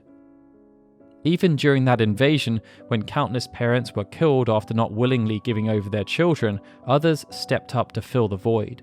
And one such person was a woman named Hyne. Having lived next door to Alone, Hyne unfortunately was all too aware of the horrific execution of her parents. But after Esthar left, Hyne chose to adopt Alone, raising her as if she was her own daughter. When Hyne discovered a wounded Laguna, the same spirit was embodied. Even if Laguna was a Galbadian soldier, she was unable to just let him die. Bringing Laguna back to Win Hill and giving him the medical attention he required, Hyne nursed him back to health. And over the course of 6 months, Laguna did recover, all while growing emotionally attached to not only the town of Win Hill, but Hyne and her adoptive daughter, Alone. However, the world Laguna woke to upon his recovery was not the same world he had come to know as a Galbadian soldier. Talking to the people of Win Hill firsthand about both the Estharian invasion and the following Galbadian occupation, Laguna came to learn the stark realities of Delling's overall plan. The true vision for Galbadia and the subjugation of its neighbours was not for some altruistic reason. Instead, it was to provide a physical and metaphorical buffer for the newly renamed Delling City. The subdued lands, including those on the eastern shores of the Galbadian continent, were there to ensure there was a barrier that could be trusted to slow down any Estharian advances, while also serving as a potential staging ground for any offensive action. But the people of the conquered lands were also considered nothing more than tools, forcefully conscripted to serve as a cog in Delling's grand designs for world domination. In Win Hill, these truths were laid bare for Laguna, as his eyes began to open from the reams of propaganda that had infected his brain. This forced conscription of able-bodied young people for Galbadia's war machine, combined with the assaults from Esthar, had left Win Hill in a very vulnerable state. The only people left in the town were the elderly and disabled, and children and their caregivers. Due to this, post-recovery, Laguna quickly found a role in the town as its resident protector. Putting his years of combat training to good use, he patrolled the town's borders, keeping an eye out for any potential incursions and ensuring any troublesome monsters were kept at bay. The initial reason, beyond simple guilt, was to pay Hyne back for her kindness. But as Laguna spent more time in Win Hill, he grew closer to the town than he had expected. Hyne and Alone also seemed to benefit from his presence, and this wasn't lost on Laguna. They had been brought together by a variety of traumatic experiences as they all collectively struggled to survive in an increasingly more dangerous world. The three formed a tight-knit, found family, with Laguna beginning to have a hard time imagining his life without them. It meant that even though Laguna had initially spoke to Hyne about his dreams of becoming a travelling writer, his aspirations had changed. He was happy to stay put and live out his life with his new family. That was until circumstances conspired against him. It didn't take long for Laguna's old life and the wider events of the world to disrupt the balance. First, Laguna's old friend, Kiros, stumbled into Win Hill on his travels. Kiros was happy to see his old friend, but after they spent time together, he was shocked to learn how much Laguna had changed. He'd been domesticated. It was during this time that Laguna also learned what had happened with Julia, and that she'd not only followed her dreams of becoming a singer, but had written a song. But unbeknownst to Kiros, Julia had also given birth to a girl called Renoa. Perhaps emboldened by this news, Laguna decided to propose to Hyne, choosing to do so on the outskirts of the town. She never thought he'd actually want to settle down, but when the moment came, Hyne accepted without hesitation, and when they told Alone, she was over the moon. But that joy didn't last for long. With the war seemingly going well, Adel reignited the campaign to find a suitable successor, something that was supported by Odin, as he wanted to study the girls for his own purposes, to learn as much as he could about sorceresses, or indeed potential sorceresses, as possible. It didn't take long for Esthar to attack Win Hill for a second time, as it was such an easy target. But even though Laguna and Kyros were able to jump to its defense, their efforts sadly fell short. Elone was captured this time, and Laguna and Rain were left broken, shattered that they had not been able to protect the young girl they had pledged to keep safe. The grim reality was that despite his relaxed bravado about being able to protect the village, Elone had been taken under Laguna's watch, and based on the relationships that had formed, this filled him with rage and remorse. He had been unable to protect that which was most dear to him, and it was through channeling these emotions that Laguna vowed to Rain that he would bring Elone back, so that their family unit would be complete once again. And so, Laguna, alongside Kyros, left Win Hill to embark on a quest that was destined to shape the future of the world. Chapter 5: The Downfall of Adel. After leaving Win Hill, it quickly became apparent to Laguna and Kyros that their quest to save Elone would not be as straightforward as they had hoped. Besides the basic fact that Galbadia was still at war with Esthar, which made any kind of intercontinental travel a difficult affair, the pair also had very few resources or funds to aid them, and this started to become a real issue almost as soon as they left. As the pair discussed their options for improving their situation, a grand idea struck Laguna. He could rekindle his old dream of becoming a travel writer. Not only did this have the potential to raise some money, but by travelling around Galbadia and beyond, it also meant they could do some reconnaissance on finding a safe way into Esthar. There was, unfortunately, a cruel irony to the idea, as Laguna had given up on that dream to settle down with Rain and Elone in Win Hill. But with Elone gone and that illusion shattered, it became a necessity for Laguna to leave his comfortable new life to tread an old path that had been left behind. Laguna was aware of the Timber Maniac's publication, and as Timber wasn't too far from Win Hill, that was their first port of call.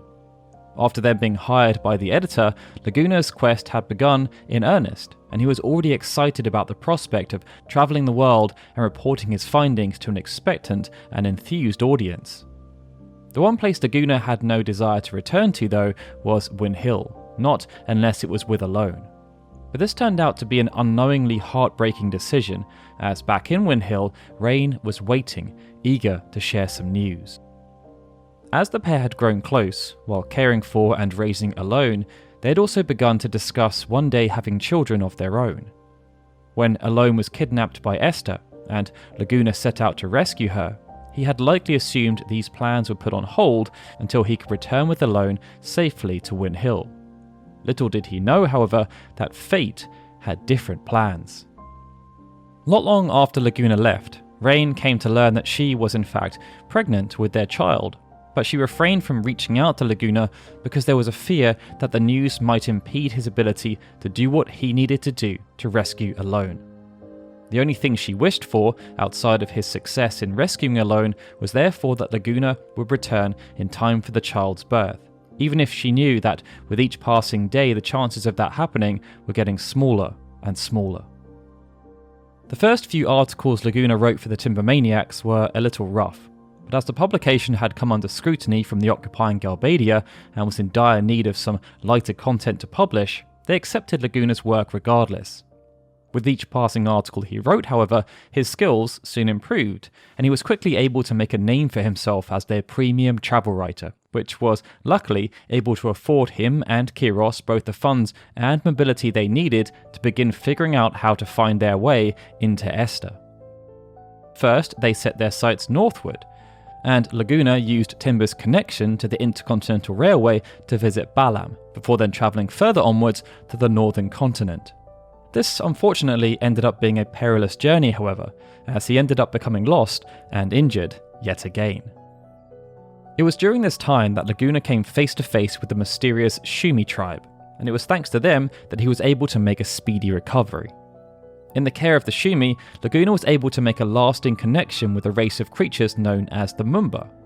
Although they had a very different physical appearance and had limited language skills, Laguna learned that the Mumba were closely related to the Shumi tribe, but not in the way he expected. Mumbas were just one route available to Shumi who were reaching the next stage in their growth life cycle. When reaching adulthood, Shumi either turned into elders or Mumbas. Should they become Mumbas, their capabilities seemed to diminish along with their ability to communicate. But even though their language skills were lacking, Laguna was still able to teach them his name, a skill which was quickly dispersed throughout the world's Mumba population. After returning to the Western continent, Laguna and Kiros then reunited with their former companion Ward, who didn't take too much convincing to join them in their quest. Facilitating this recruitment was Kiros, who had kept tabs on their old friend while Laguna had been recuperating in One Hill, and the three quickly caught up and planned their next step. Heading back out into the world, now with another old friend, Laguna resumed his journey in search of a way to rescue Alone. And it was during this time that Laguna first met Edea on the southern continent. The horrors of the ongoing war between Esthar and Galbadia had resulted in the loss of many young adult lives, and as a byproduct of this collateral damage, countless children found themselves without parents and orphaned. Hoping to relieve some of this suffering, Edea and her husband Sid had set up an orphanage on the southern continent to look after these orphans of the Sorceress War, as they knew all too well the darkness that lay in the hearts of those who didn't understand the suffering of others. Edea found her compassion stemming from the fact that at the young age of 5 years old, she had received the power of a sorceress. Receiving such power at a young age had proved to be an overwhelming experience, but instead of relishing the power and letting it consume her, Edea instead tried to remain grounded and shied away from using magic for personal gain. Where possible, this saw Edea, like many other sorceresses, attempting to remain in the shadows, doing little to draw attention to herself, as she didn't want people to view her in a different light, and she certainly didn't want to be drawn into political conflicts. But despite not falling into the trap of so many prior sorceresses, Edea also didn't shy away from who she was, and was forthcoming about her designation as a sorceress when pressed. This meant that when she met a young man named Sid Kramer and connected with him in a meaningful way, Edea did not hide her powers, as she wanted to be truthful. Her hope was that Sid would love her for who she was and wouldn't be scared away, and her judgment proved correct, as Sid embraced this darker side of Edea. As their feelings grew, the pair then cemented their connection through marriage, and Sid became Edea's knight, promising to be by her side in order to help her in any way that she required.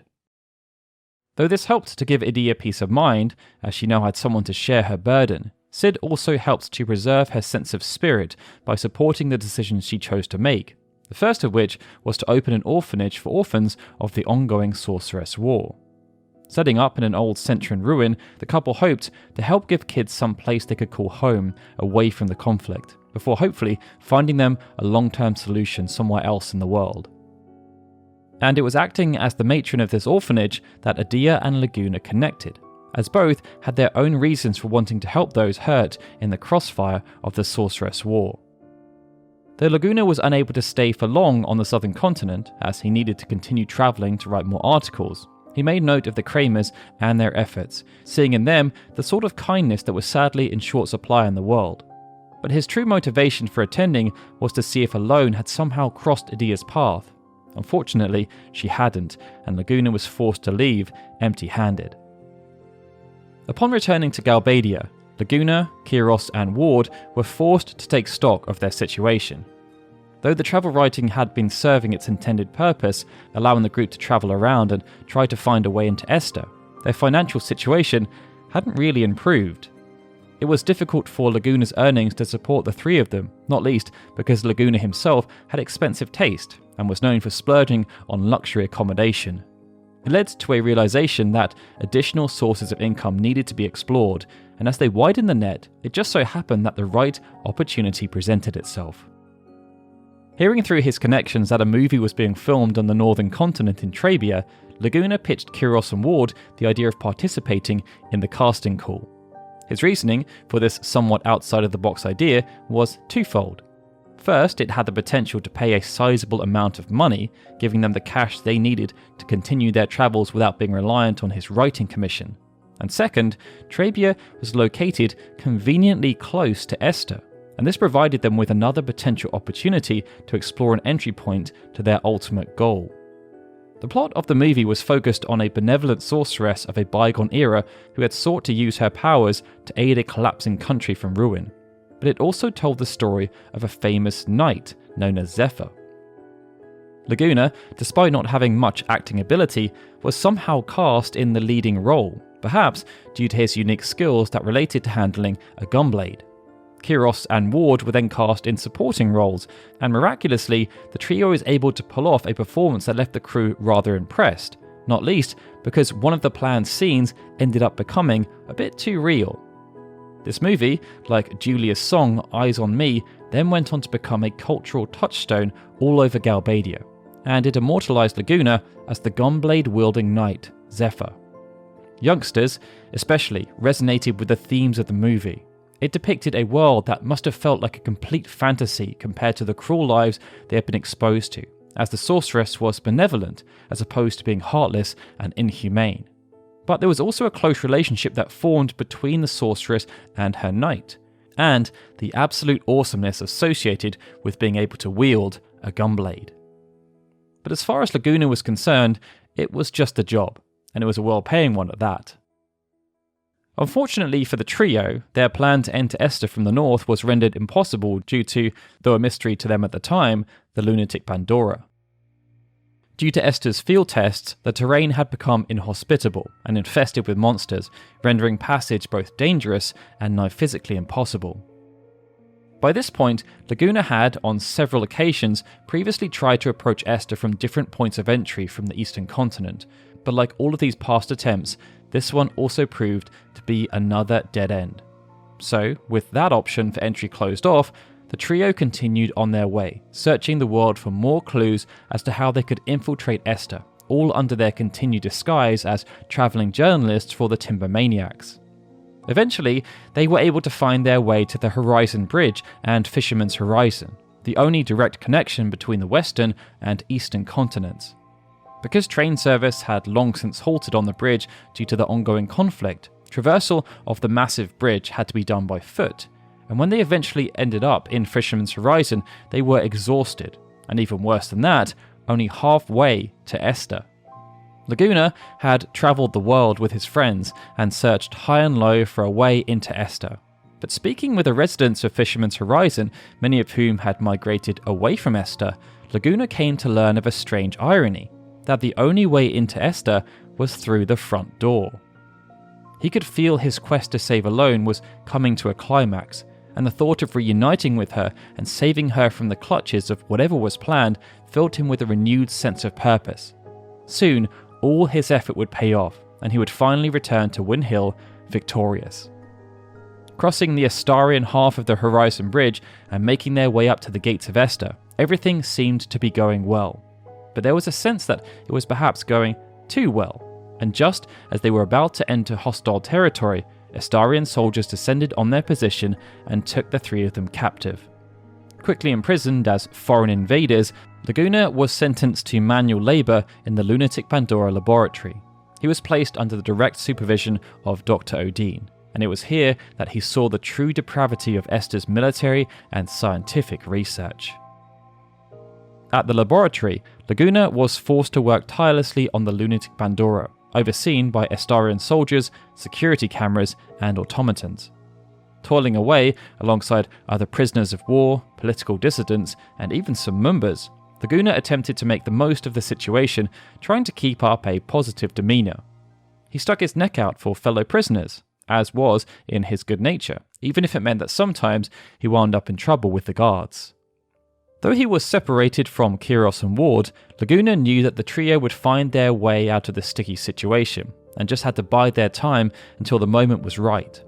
But given the harsh treatment of prisoners by Esthar, as they often pushed people to the point of death from starvation, Laguna began to grow concerned about the well-being of his comrades. Though Odin was a brilliant man, he was wholly focused on the results of his research, and saw little reason to concern himself with the feelings of either his experimental subjects or his captive labour force.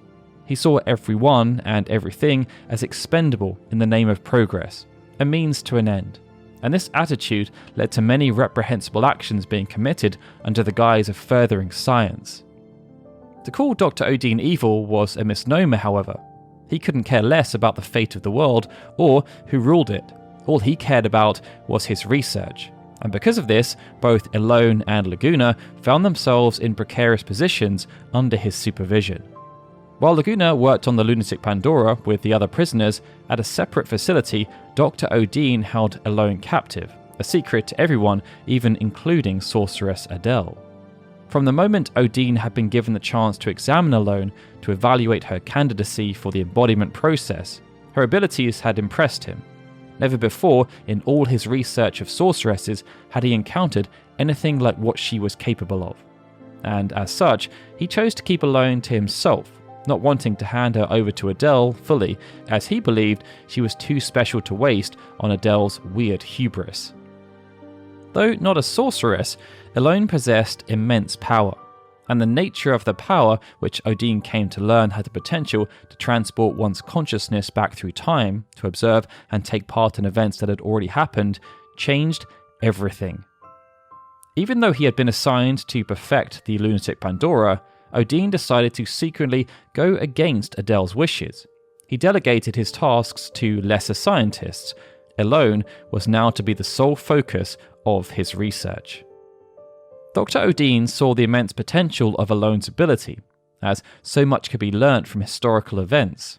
As such, he sought to figure out a way to replicate the effect without the need for Elone, similar to how he had figured out a way for people to be able to cast magic without being a descendant of Hyne. He hoped that by accomplishing such a feat, that there may even be a way to leverage knowledge lost to the annals of history, to create newer forms of technology that could then cement him as one of the greatest minds to have ever lived. Such was Odin's focus on this goal that he cared little for Elone outside of keeping her healthy enough to continue his probing and prodding. Despite only being 5 years old, Odin's initial investigations therefore focused on her body. But this line of inquiry proved to be a bit of a dead end. Upon exploring the capabilities of her mind, however, Odin was able to gain a more thorough understanding of her strange ability and how it worked. Hooking Elone up to various kinds of scientific equipment, Odin studied her brain waves and the connection between her brain and her powers. By comparing the results of when she both was and was not using her ability, he was able to map out what he thought was the key to it functioning. This specific line of research led to the development of a brand new device that he called the Junction Machine Elone, which, through an artificial facsimile of her true power, could replicate its effect, albeit nowhere near as effectively as the real thing. Functioning in a similar way to Guardian forces, Odin discovered that Elone's power worked through a process immensely similar to junctioning, by bonding two consciousnesses together. Once this link between Elone's power and the Guardian forces had been established, Odin was then able to use a great deal of his existing Guardian Force research to fill in the blanks of the Junction Machine Elone's design. Alongside this, Odin continued to give broad supervision to the lunatic Pandora, and more specifically, the Lunar Cry, to ensure that Adel didn't pry too much into what he was working on. Though the field test had been very impressive, and they now had a functioning superweapon that could summon a Lunar Cry on demand, they needed to better understand how it worked, as the results were not really within their control. The Lunar Cry had happened at their request, but they had no influence over the size, impact, or residual fallout. There was an appreciation that if Esthar was to truly unlock the potential of the Lunar Cry, its scientists needed to learn more, and this meant the moon needed to be studied in a more direct fashion. But to do that, that meant they needed to go into space. To many, space travel seemed like an impossible dream. Surely, to the people of Galbadia, it would have seemed like nonsense. But in Esthar, great strides were being made under the tyrannical thumb of Sorceress Adel in the name of war. Creating not only a semi-permanent orbital facility known as the Lunar Base, but also a trio of space-worthy aircraft, Esthar was determined to be the first to conquer space, while at the same time dramatically increasing the efficacy of their resident superweapon. The lunar base itself was led by a researcher known as Piet, and his job was to tend to the station and carry out research experiments assigned to him by the Estharian government. In his role, he kept a close eye on the ebb and flow of the monsters on the moon and helped Esthar gain some insight into something no one in the world had ever seen before. To get to and from the lunar base, Esthar used its flagship Ragnarok spacecraft and its two counterparts. These ships, known as Esthar's super high mobility flying ships, were based on an ancient Centran legend depicting a vessel known as the Dragon Ship. Paying homage to this mythical craft, the Ragnarok stood as a testament to how far Esthar had come technologically from its roots as a Centran colony. However, though its design was grand and ostentatious, its purpose was in service of war, and Esthar made sure not to let anyone who viewed it forget that. Back on the ground, while all of these scientific leaps forward had catapulted Esthar years into the future in terms of technological capabilities, further waves of unease were beginning to take hold. Even amongst those who had stayed either due to loyalty to Esthar or fear of Adel, discontent had started to spread in earnest. Many wondered if the best use of all these successes was Adel's war with Galbadia and the Eastern continent, and it created a wider sentiment that Adel's taste for war may bring about Esthar's demise. Making matters worse was the lunatic Pandora, which many felt was toying with a power that humankind was not meant to wield. Due to this rising dissent, factions of underground resistance began to form in Esthar itself, setting the stage for what would become the beginning of the end for Sorceress Adel. Back at the lunatic Pandora laboratory, Laguna had been looking out for a moment to make his move to escape and find Alone. After growing anxious that he might not be able to complete his mission, Laguna was considering taking matters into his own hands. But just as he was about to act, he overheard a commotion on the upper floors of the laboratory. Suspecting that his comrades, Kiros and Ward, may have beaten him to the punch when it came to making a move to escape, Laguna initially lay low with his fellow prisoners, hoping to get a better idea about what was going on before making a rash decision. Such hesitance was very unlike Laguna, who was often an act first, think later kind of guy. But this decision turned out to be a very valuable one, as a fellow prisoner informed Laguna of the Estharian resistance movement. Telling Laguna that he had noticed his compassion and strength in how he carried himself while imprisoned at the laboratory, the resistance member revealed to Laguna that there were a large number of people within Esthar that wanted to see Adel removed from power. The problem was that they were too divided and were up against a foe many times greater in strength than they were. Due to the nature of the prisoners, many of whom had no real military experience, they also lacked a solid leader to focus their efforts. He then suggested that maybe Laguna, due to his time in the Galbadian military, should lead the resistance, if they ever escaped their captors. Taken aback by this news, Laguna had little time to react, as all of a sudden the guards returned and attempted to regain control of the situation. Stepping up, Laguna quickly disposed of the threat and realised he was now in for a penny, in for a pound, committed to his rebellious course of action. In a fortuitous turn of events, Kiros and Ward then appeared from where they had been held captive, and the newly reunited trio turned on their captors, kicking off their jailbreak in earnest. Defeating wave after wave of Estharian guards, they battled their way out of the laboratory, where they were met by a member of Dr. Odine's research team. This researcher proved to be another member of the resistance movement against Adel, and luckily for Laguna, knew all about Alone's situation. Telling Laguna that Alone had become Odine's newest toy to conduct research on, he offered to help Laguna find her, but in return, there was a subtle suggestion that Laguna needed to then help them overthrow Adel as the leader of their movement. Hastily accepting, Laguna agreed in the heat of the moment. All he cared about was seeing Alone safe.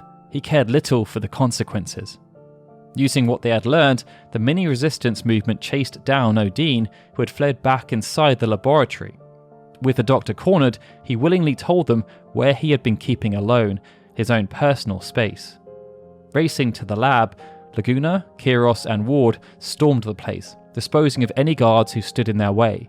They found Alone locked away in the far corner of Adin's lab, and Laguna forced his way into her chamber, using brute strength before hurrying over to embrace her, apologizing for taking so long.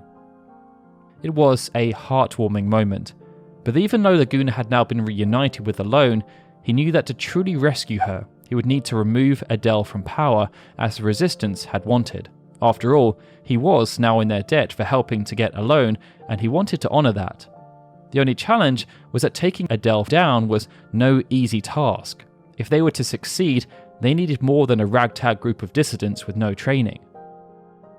In a moment born out of sheer necessity and pragmatism, Laguna knew that Odin had to be leveraged, and unfortunately, trusted. Despite the fact he had been the one to imprison Alone and experiment on her, not to mention the fact that he oversaw the laboratory where Laguna, Kiros, and Ward had been imprisoned, Laguna also knew that Odin had a brilliant mind, and that he knew more about sorceresses than anyone else. As such, Laguna put these transgressions to the side and negotiated with the Mad Doctor, hoping to convince him to join their cause. As it turned out, Odin was quite amenable to this arrangement. Adel had, for a while, been neglecting Odin's research in favour of her own pet projects, such as the Lunatic Pandora and the Lunar Base. But even though they had worked together in the earlier days on developing junctioning technology, there was no great relationship between the pair. If anything, Odin had become somewhat wary of Adel as her own ambitions had grown. The only thing Odin cared about was the ability to conduct his research, but he knew that one day Adel may no longer find a use for him. As such, he started to use his vast knowledge of sorceresses to secretly draft up plans for countermeasures. Odin was aware that defeating a sorceress was no mean feat, especially not one as powerful as Adel, but suppression was much more realistic, and so Odin started developing a device vowing to use it as a bargaining chip should Adel ever think about threatening his work. After being approached by Laguna and the Resistance, Odin shared that assassinating Adel was nigh impossible. She was just too powerful. But after disclosing what he had been working on in secret, they collectively devised a more unconventional plan of attack. As they knew Adel's powers would simply get passed on to someone else if she were to be defeated outright, potentially leaving Esthar with another sorceress to deal with, they devised that the only sensible course of action was to seal Adel away in cryosleep, storing her somewhere that nobody would ever be able to reach her. And it was here that Odin's research and technological prowess came into play. But to catch a sorceress, and one as powerful and intelligent as Adel, they first needed to lay a trap. As the Lunatic Pandora had become Adel's prized possession and obsession, the Resistance knew that it would be the perfect bait to lure her to their ambush. Taking the superweapon by force, the Resistance movement stormed the Lunatic Pandora and assumed control right under Adel's nose, while she was distracted by her ongoing fight with Galbadia. Wanting to claim it back, Adel was drawn to the sight of her beloved weapon. But it was here that she was tricked by the Resistance into believing that those responsible for commandeering the Lunatic Pandora had also taken Alone, one of the more promising candidates for embodiment, hostage. Arriving enraged, Adel was on the warpath when all of a sudden something caught her eye. Lured towards a believable illusionary stand-in for Alone, Adel was pushed into a cryogenic freezing container by Laguna while she was distracted and quickly frozen. Once safely sealed inside her icy tomb, Adel's ambitions for world domination were finally put to rest, and without further bloodshed. For his role, Laguna was hailed as a hero, and after the news of Adel's demise was broadcast, the Sorceress War came to a dramatic and swift conclusion. But even frozen, there was still a sense that Adel posed a grave danger.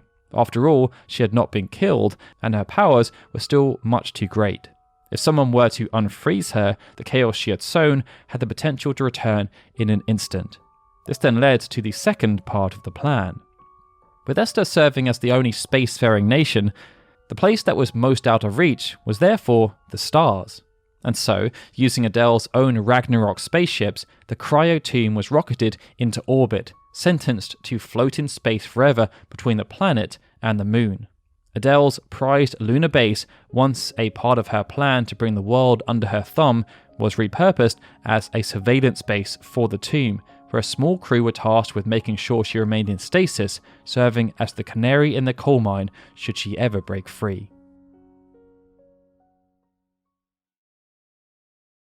Chapter 6: Esthtar's Retreat, Galbadia's Gain. Though Adel was now safely entombed far away from the reaches of any human designs, Esthar lay in a state of flux. They were lacking a leadership figure and had a deeply divided populace, as even though the resistance did have strong support, there were still those who remained who were steadfast in their allegiance to Adel. The resistance knew that in order for Esthar to move past Adel's regime, they needed to take some drastic steps in removing symbols of her power, and chief amongst these was the lunatic Pandora. Afraid of the terrible power the lunatic Pandora commanded, the resistance could not allow this weapon to continue to exist. Beyond its obvious connection to Adel, there was just a fear that if it remained, temptation may come into play. But there was also a very real secondary fear that their adversaries may attempt to commandeer it for their own grand designs. And the last people they wanted to gain control of the lunatic Pandora were Vinza Delling and Fury Caraway. So, after some deliberation, the resistance chose to take advantage of the weapon's mobility and sunk it to the bottom of the ocean, where it would be far away from anyone seeking to use it for nefarious means. In its new location, the crystal pillar that was encased in the lunatic Pandora was incapable of causing any more harm, which was of great relief to the people of Esthar. Adel's tomb, on the other hand, unfortunately came with a price for the safety and peace of mind it provided. In order to ensure that Adel was unable to escape from her orbital imprisonment on her own, the Resistance and Dr. Odin outfitted the tomb with powerful anti-sorceress technology developed in Odin's lab. This technology was based upon the research he did into Adel's power during the creation of paramagic, but unbeknownst to anyone at the time, there was a crippling side effect. As it turned out, the anti-magic technology in Adel's tomb emitted constant static interference across all bands of the planet's radio spectrum, taking up nearly every broadcast frequency. This interference, in turn, made essentially all radio and satellite communication either impossible or extremely impractical, rendering the newly burgeoning global telecommunications network more or less useless overnight. In certain situations, the interference from Adel's tomb allowed for short communications and intermittent bursts, but this was unreliable and didn't justify the infrastructure investment the telecommunications network required, so the world moved on to other, more practical and direct forms of communication. One final remnant of Adel's flirtation with otherworldly power that persisted following her defeat was a top-secret research facility hidden way out in the ocean, and it was dubbed the Deep Sea Research Center. This research outpost was responsible for some of Esthtar's darkest work involving the Guardian Force phenomenon, and as such was nearly as big of a threat to the safety of the world as the lunatic Pandora. Digging deep into the ocean's floor, the team posted at the Deep Sea Research Center had discovered something that they should have left well alone. As a result of this frightening discovery, following Adel's defeat, the outpost was sealed off. Security protections were installed, and the site was all but abandoned and kept hidden from public knowledge. Back in Esthar, Laguna was now a hero to the Estharians as a result of the success of the resistance movement in overthrowing Adel. Still unaware that Rain was pregnant with his child back home in Win Hill, Laguna saw the chaotic state Esthar was left in from the Sorceress War and opted to stay in the Eastern Continent to help the Estharian people rebuild, at least for a short time. During this period of reconstruction, he sent Alone back to Win Hill to be with Rain, fully intending on following closely behind once his work in Esthar had completed and his debt to the Resistance had been repaid. In truth, he was looking forward to being reunited with his found family, and he worked hard and counted down the days until he could return home and see his wife. Unfortunately though, Laguna never got to see Rain again. Giving birth to Laguna's son and naming him Squall, Rain unfortunately fell ill shortly afterwards, and died as a result of her illness. Receiving news of her passing, Laguna was heartbroken and dumbfounded. He never got the chance to live out his dream of a quiet life in Win Hill with Rain and Alone. Still lauded as a hero in Esthar, Laguna was offered the role of president, another thing that took him by complete surprise. Being so revered by the Estharian people and mourning the loss of Rain, Laguna opted to stay in Esthar and accepted the role, as it was easier for him to be the version of himself that Esthar needed than deal with his personal grief and the responsibilities of being a single parent to Elone and his newborn son. Laguna assumed that the people of Win Hill would look after his children, as they had looked after Elone before, and they'd even looked after him. But that wasn't to be the case this time around. With so few able-bodied people still remaining in the town, the pair were sent away to Sid and Adia Kramer's orphanage on the southern continent, as they had gained a strong reputation for being able to help other children who had been severely affected by the war. But that didn't mean Laguna stopped caring, and he continued trying to protect Elone from afar.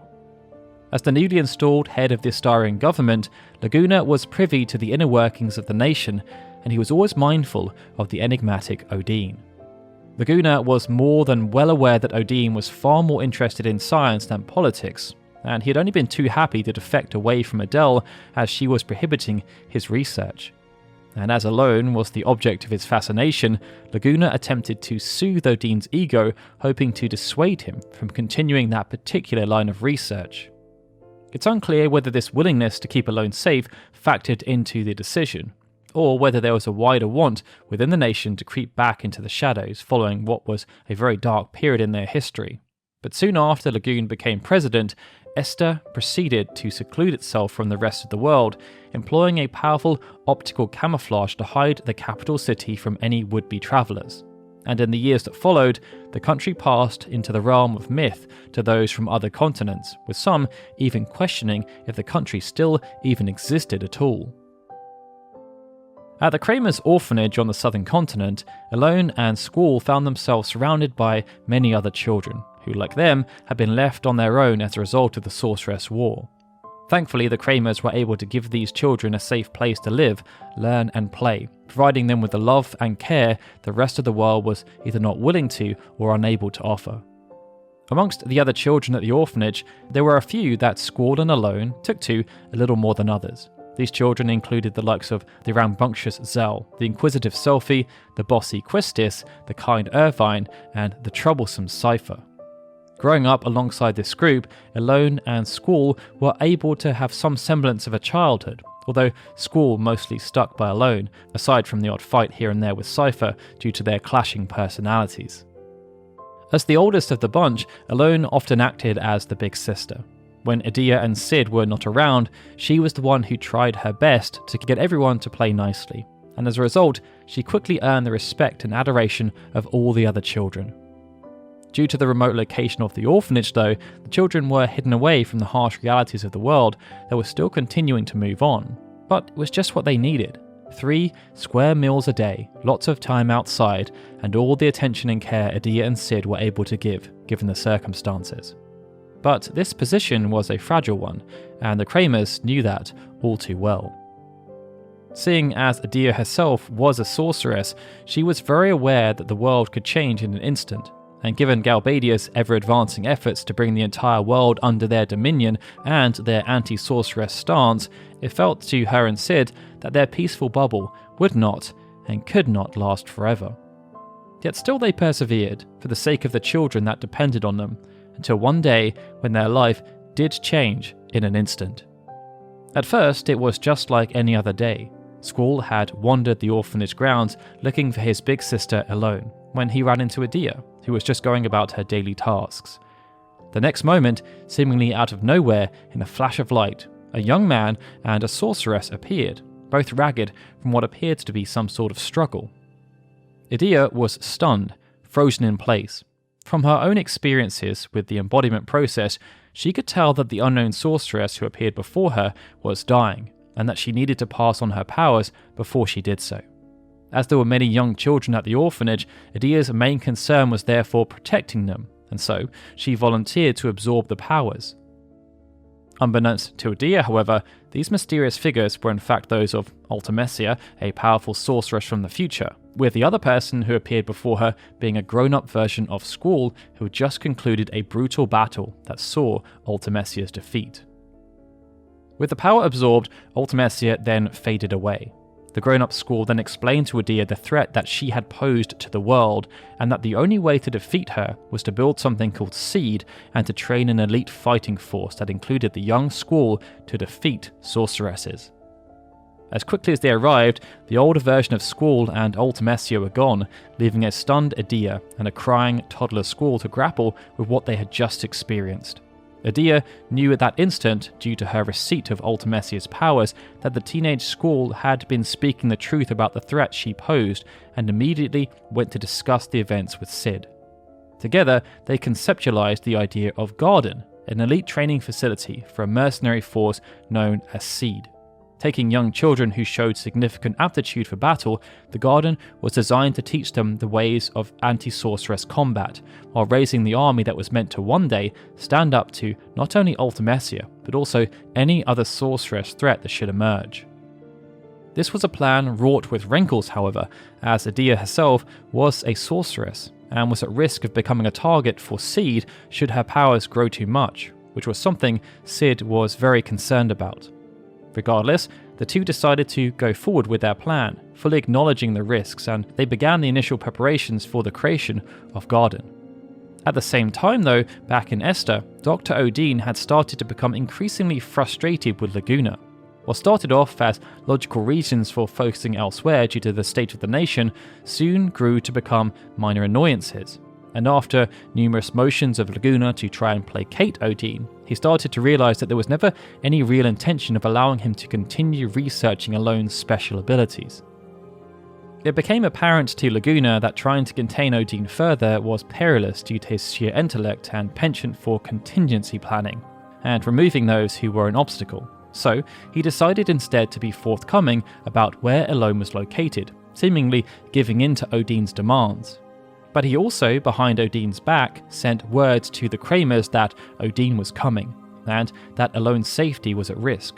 He advised them to hide her, if at all possible, so that nobody knew of her location, including Laguna. Fortuitously, this aligned with the Kramers' plans for Garden.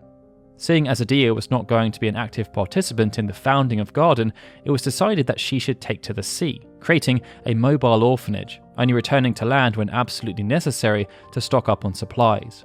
From this mobile orphanage, Adel planned to care for the children who were not to be part of the plans for Garden, but it also meant that she could keep Alone safe as the ship wandered the seas in anonymity, in locations unknown to all but its crew. As Adel and the mobile orphanage travelled the world in secret with Alone, Cid got busy with his own mission, securing funding and resources to kickstart Garden and build Seed proper. At first, this seemed like an insurmountable task. Cid had little to no experience with building this kind of organisation or being a leader, and he also had next to no money. Failure was not an option though, not if Adel's visitor from the future was to be believed. Cid just had to find a way. The first step was to therefore find some kind of funding, and so Cid sought outside investment to get things rolling, and spent time sharpening up his business pitch before travelling the world looking for anyone who was willing to give him a hand. Though public sentiment was still very anti-sorceress following the conclusion of the Sorceress War, selling an anti-sorceress fighting force proved to be a hard sell, as many believed the threat to the world posed by sorceresses was no longer an issue. As a result, Cid had few takers for the concept of Garden and began to grow discouraged. That was until he visited the far north, having heard of the mysterious Shumi tribe and the countless wealth they had accumulated over the years.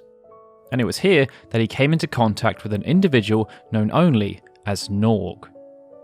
Cid had heard loose tales of Norg through his information network, including stories of his substantial personal wealth gained through the trade of Shumi technology. As the Shumi were a peaceful tribe, Cid believed his chances of getting Norg to fund something so explicitly combat-focused were minimal, but upon meeting Norg, he was pleasantly surprised. Amongst the Shumi, Norg had a reputation as being something of a black sheep. He did not adhere to the traditional values of the Shumi and was known for his deceptions and manipulations. Cid, however, was unaware of this and was all too easily wooed by Norg's seeming generosity as he promised to fund Garden with no strings attached because he believed in the project. With funding secured, the next task was finding suitable locations. And it just so happened that Cid had learnt about 3 abandoned but huge structures that were located around the world. One on the eastern continent, one on the western continent, and one on the central continent. It was in the latter location that Balam Garden was established, near the small town of Balam on the island northeast of Dolet.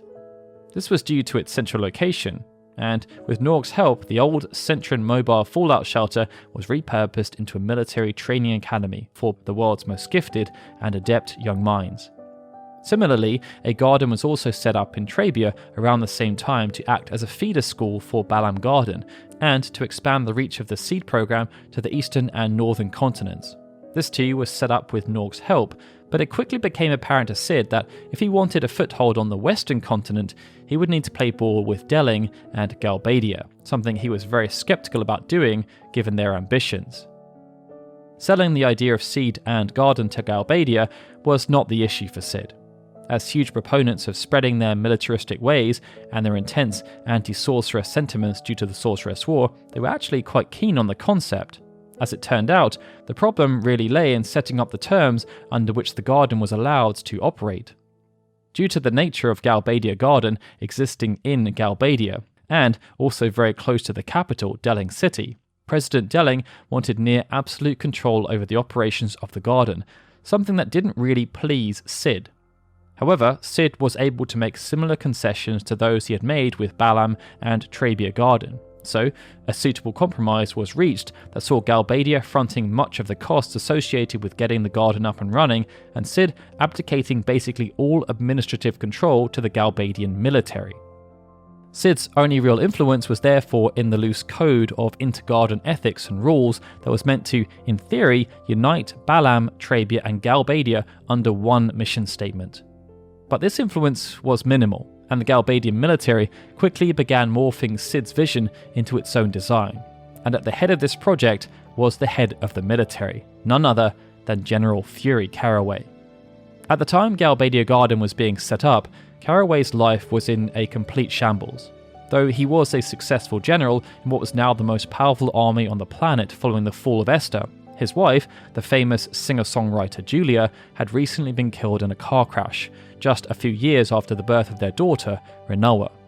Crestfallen, Caraway tried to balance his grief with the raising of his daughter and the running of Galbadia's military, but he found himself in a fragile mental state as a result. Holding steadfast to the ideals of the country he had helped Delling to build, Caraway leaned into his nationalistic tendencies even more than he had done before. He saw his work as the one thing he could assume complete control over, as his personal life was consumed by chaos. Using his usual tactics of fear and power abuse to get what he wanted out of the people under his command, Caraway used Galbadia Garden as yet another tool that the military could use to expand their influence on a worldwide scale. With Caraway's involvement, Cid was well aware that handling Galbadia Garden could lead to some tricky diplomatic conversations, but he also believed in the vision that he'd come up with alongside Edea, and chose to believe with all his heart that founding a garden in Galbadia was the right thing to do. Because Caraway couldn't spend all his time and energy on Galbadia Garden though, as he was still required to assist Delling with the running of the rest of the continent, he installed a proxy who oversaw Garden in his stead. The person Caraway chose was a man named Martine, a good-natured if not passive man who believed in providing the best to students under his care. But he was also there to do exactly as Caraway and Delling ordered, without question. With Martine as headmaster, Galbadia Garden was given the explicit objective of luring and stealing the best seed candidates from Balam and Trabia Garden from under the nose of Cid. In this way, Galbadia sought to use Cid's garden network as a feeder for their own military, providing them, in theory, with a near-endless supply of highly competent military personnel. With the agreement reached, and the 3 gardens then established, Cid began to field recruits from all over the world, starting with some of the children from his own orphanage who had yet to be adopted. This was just the start, however, as in the regions where they operated, the gardens were seen as the premium source of education for the children of nearby villages and cities. But soon, Cid came to realise that he had been deceived by Norg. He always knew there were going to be concessions with Galbadia, but Norg had initially been altruistic with his offer to help and provide funding. However, Norg's funding soon mysteriously dried up, leaving Garden with significant overheads and no source of income. And this was when Norg's true plan came to the fore. Cid was desperate to find ways of helping Garden to become a self-funding initiative, and as a helpful business partner, Norg was only too happy to propose that Seed could be dispatched around the world as a mercenary force, giving access to all of their anti-sorceress military training to the highest bidder. Norg's plan was right on the money. Garden started generating huge amounts of capital, but Cid was forced to relinquish control as a result, and Garden started to lose sight of its ideals. Norg then began consolidating the power he held over Cid and Garden, acting as the head of the Garden's faculties and overseeing the policing and disciplining of students. Cid was left to rue this turn of events.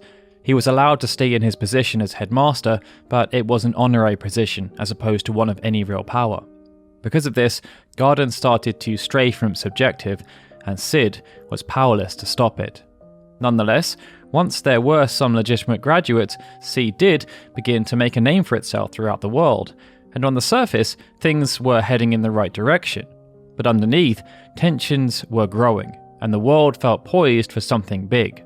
Cid just hoped that whatever it was, that he and Cid would be ready. Chapter 7. The Seed is Planted. After the establishment of Garden, things had not quite gone to plan for Cid, but he was at least still present. This meant that even though he had limited control, he could still loosely oversee the recruitment and teaching of its students, and serve as a guiding hand as they made their way through the different stages of development, from new recruit to seed and even instructor. Adel, however, was having a very different experience. Having left Cid to manage the founding of Garden, she and a selection of orphans from the orphanage continued their nomadic life, as a way of avoiding the prying eyes of anyone who might be looking to seek them, or more specifically, Elone, out. With little else available to pass the time, Adel continued to serve as teacher and matron to the children, but there was a slight change to the curriculum. Due to their change in circumstance, this saw Adel teach the orphans how to properly run and maintain the ship, while also helping them to learn where food and supplies could be gathered without the need for constant trips back to the civilized world. This was then layered underneath the main syllabus. As the Seed program had found its legs under Cid's direction, Adel too began to train orphans under her protection. But whereas Cid had been forced to cede responsibilities, Adel was not limited in her scope. As the highest authority on the mobile orphanage, with no contact to the outside world, Adel had no financial benefactor to appease like Norg in Balam and Trabia Garden, and no government to compromise with like Galbadia Garden.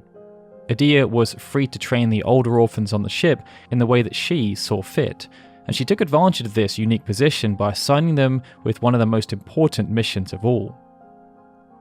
Indoctrinating them with strict ideals, philosophies, and training principles that she believed were core to the concept of Seed serving as an anti-sorceress force, this force were to serve as the first line of defense against a sorceress uprising, an elite unit separate and independent from the Seed operatives trained as part of the Garden program. The grim reality of the situation was thus: Adel herself was a sorceress. Should her powers ever grow to the point where she was no longer able to control them, this made her a potential target of Seed. As such, the training she led aboard the mobile orphanage focused heavily on not only self-preservation and combat, but also how to defeat and deal with Adel herself, should the day ever arrive when she became a problem to those around her. Though ideally, they all hoped this somber function never materialized, Adel made sure to imprint on her trainees the severity of her conviction in their purpose. The encounter with Ultimecia had thoroughly scarred her, and while it was hard to train the impressionable children aboard the mobile orphanage in the ways of war against her and others of her kind, Adel knew it would be the only way to ensure the success of the mission she and Cid had undertaken. Thus, the elite group of seeds known as the White Seeds were born, and in turn, the mobile orphanage became their base of operations, known as the White Seed ship. They did, however, have another task. In addition to being trained in anti-sorceress combat, the White Seed operatives were tasked with protecting Alone from the advances of Odin and any other individuals who sought her power for nefarious means. And as the White Seed did not double as a mercenary force for hire like the Seed operatives from the Gardens, they were able to fully devote themselves to their mission objectives, a fact which brought Adel some modicum of comfort, as they were the only vanguard that stood between her and Alone and the rest of the world. Back at Balam Garden, Sid's stewarding of Seed was progressing well despite his diminished control.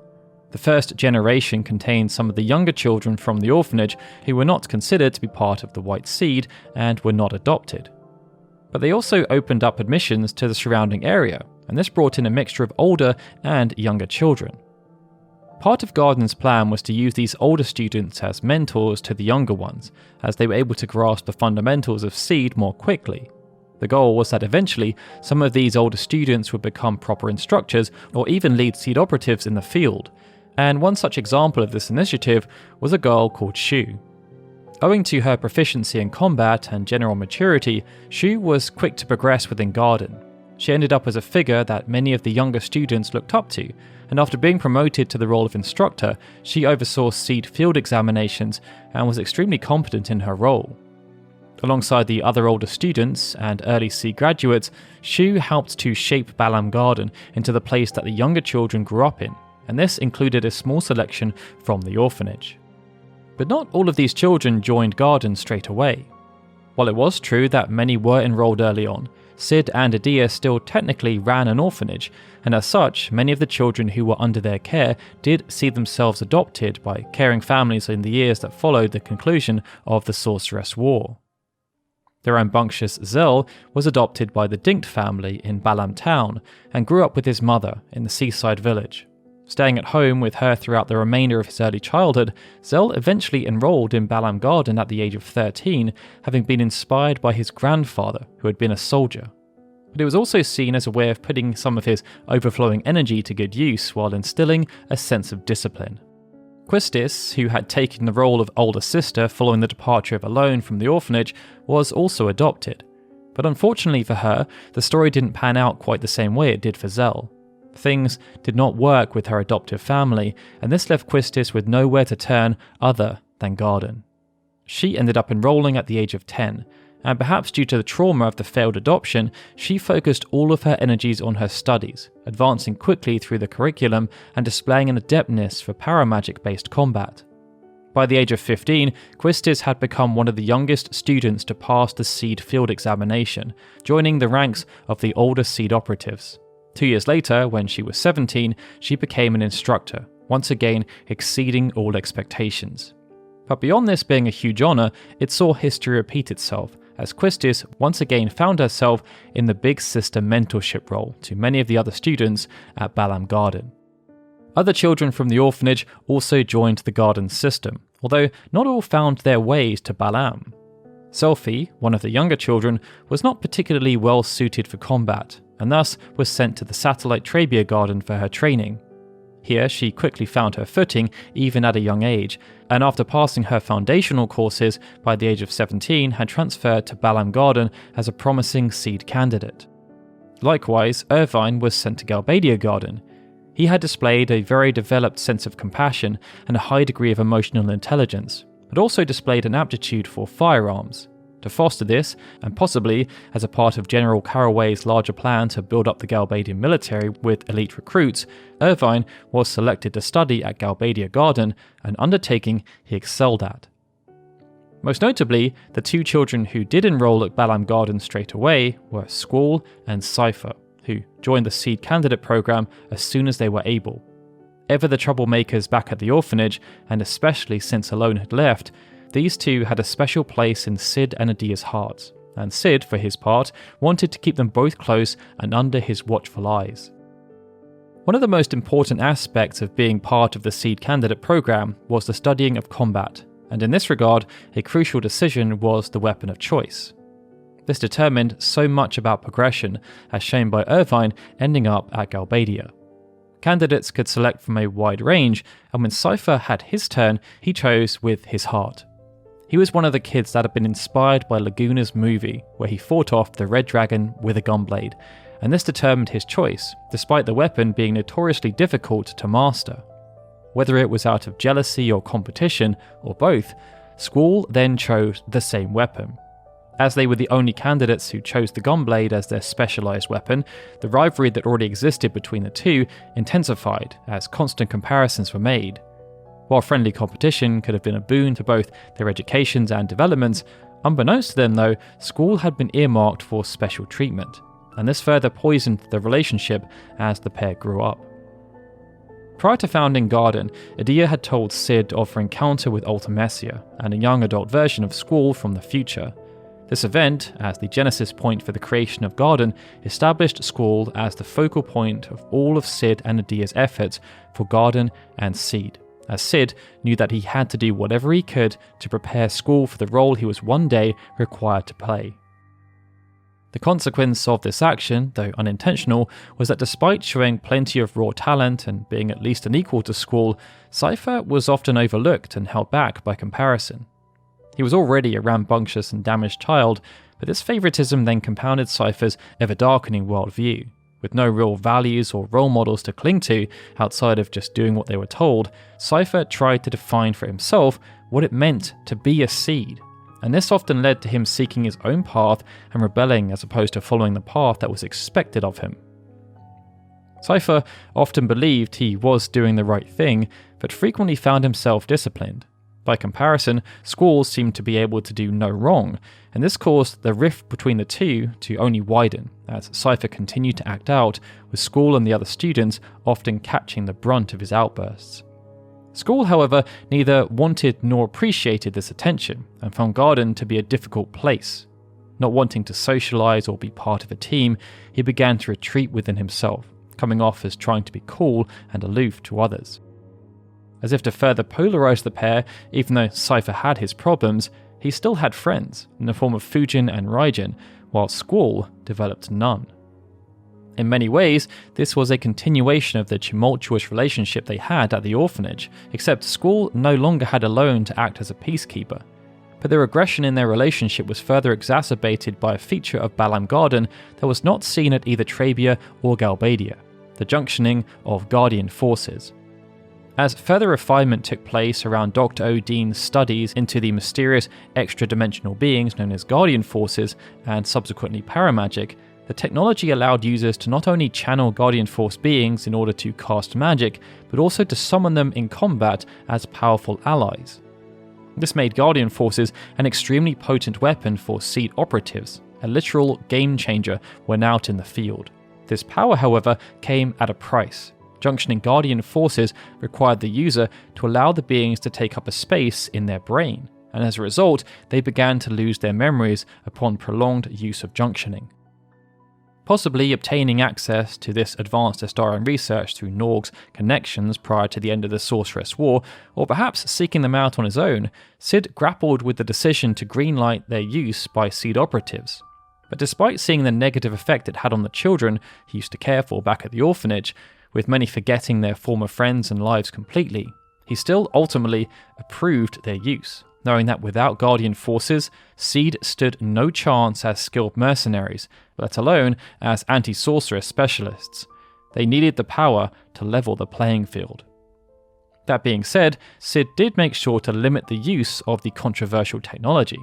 It meant Guardian Forces were only sanctioned for use at Balamb Garden, which meant students of Trabia and Galbadia were not given access, barring a transfer to Balamb. This allowed Cid to have some control over the immense power on offer by Guardian Forces, but isolated incidents still occurred, such as when a young Selphie encountered a Guardian Force in the wilds of Trabia in her youth and junctioned it briefly, causing her to suffer memory loss even with such limited exposure. As the various instances of Garden flourished under their individual directors, the rest of the world continued to change, and in the power vacuum that followed Adel's defeat, Vinzerdelling's Galbadia only grew more emboldened. Suddenly, there were no contenders for the role of world's most powerful military, and Esther's policy of seclusion suited Delling's plans perfectly at the time. If Esthar was going to stay out of world affairs, then there was no one to stop him from taking whatever he wanted. Thus, in the years that followed the Sorceress War, Galbadia took to finishing the job they had started with Timber and Windhill, continuing to consolidate their power on the western continent through the further expansion of their territory and the occupation of even more settlements. Though this conquest was not absolute. The city-state of Dolet, that housed the last remnants of the Holy Empire of Dolet, for instance, remained independent, as did Balam. And in the case of the latter, the opening of Balam Garden and its affiliation with Galbadia Garden made any attempt to broaden their reach to the central continent more complicated. Nonetheless, Vinzadeling was not going to let these trivial matters curtail the huge wave of success he was seeing, with his popularity now at an all-time high. Even though he had played almost no part in the resolution of the Sorceress War, the citizenry were ignorant to this fact. So Delling pulled every political and military string he had to solidify his power and appoint himself, either through manipulation or force, as the president of Galbadia for life. And this brought an end to any semblance of democratic process that may have existed in Galbadia. It was now a full-on dictatorship. Helping in Delling's ascension to absolute power was none other than General Caraway, whose own further descent into totalitarian ideology had begun to frustrate his daughter, Rinoa. With Julia no longer around, Rinoa was cared for by a mixture of people and brought up in a life of relative comfort. After all, she was the daughter of one of the most powerful men in all of Galbadia. But as she gained more exposure to her father, she saw how he used people and treated not just his fellow Galbadians, but also those in the newly occupied territories. He treated them with a lack of respect.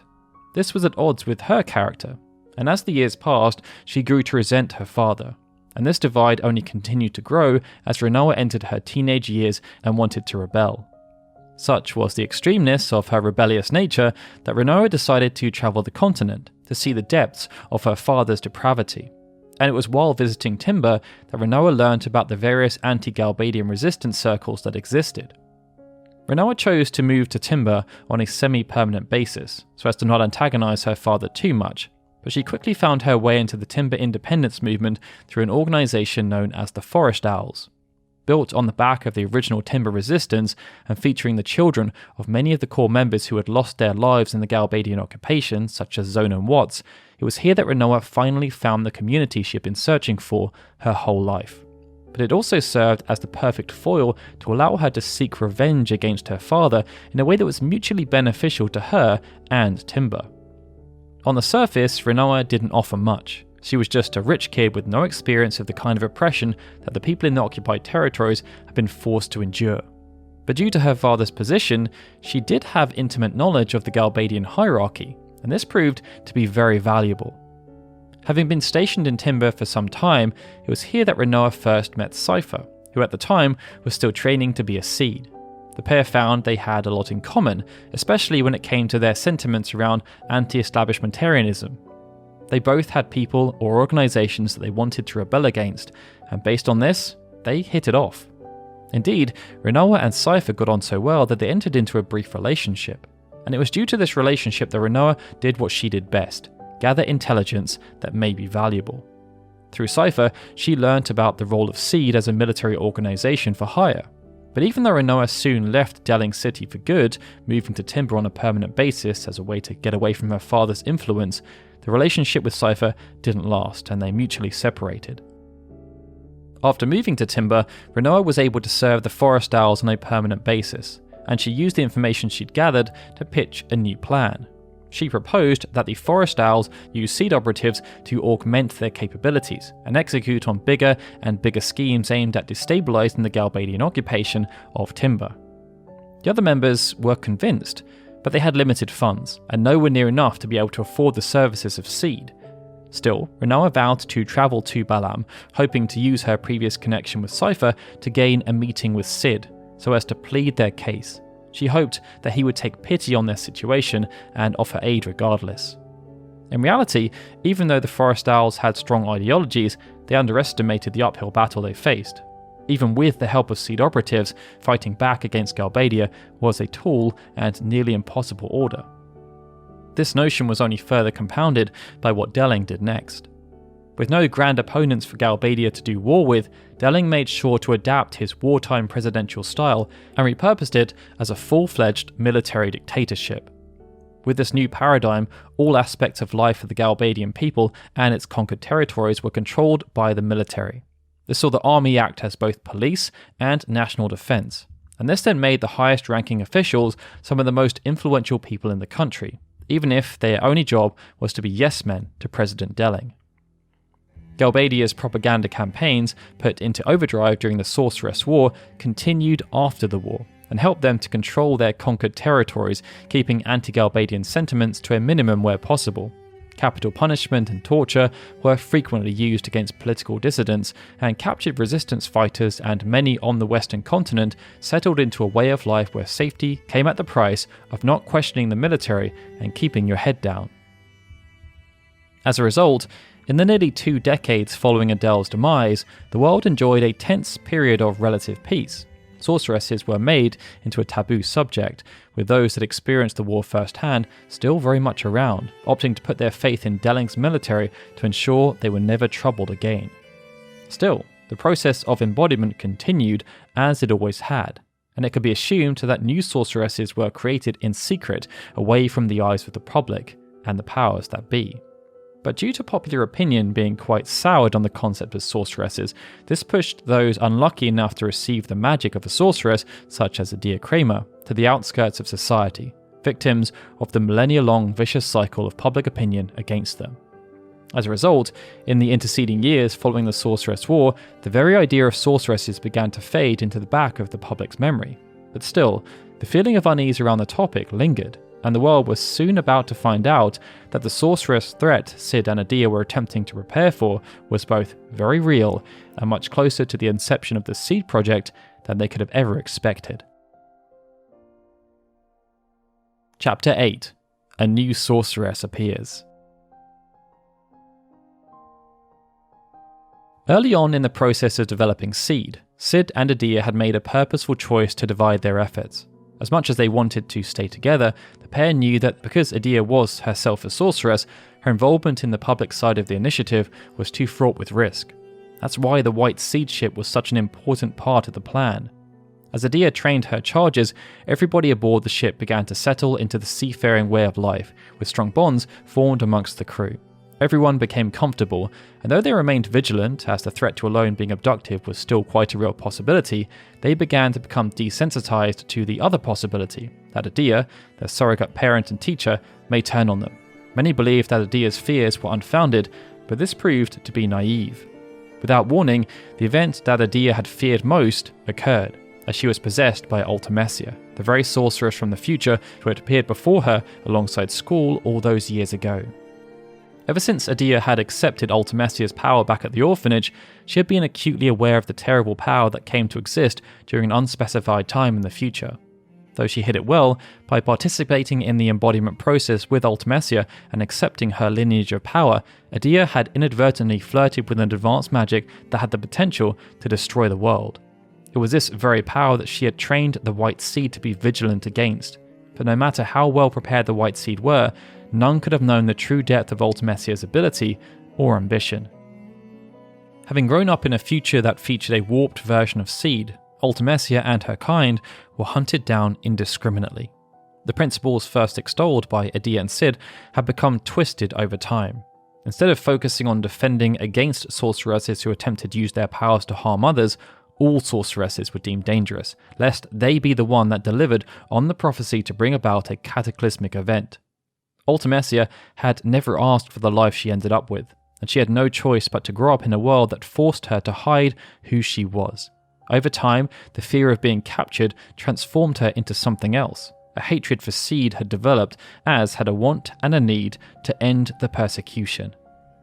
Ultimecia was aware of parts of the Seed doctrine, and the one part she was acutely aware of was that one single legendary Seed operative was the one who would save the world from the supposed evil sorceress. None of the sorceresses who existed knew if they were to be the one to suffer this fate, but Ultimecia decided to take matters into her own hands. She would be the one to determine how her life played out, not some accursed Seed or some twisted prophecy. To this end, she sought to use the ultra-powerful magic known as time compression to condense all of time to a single point. This would allow her to embody the power of several sorceresses from across the ages.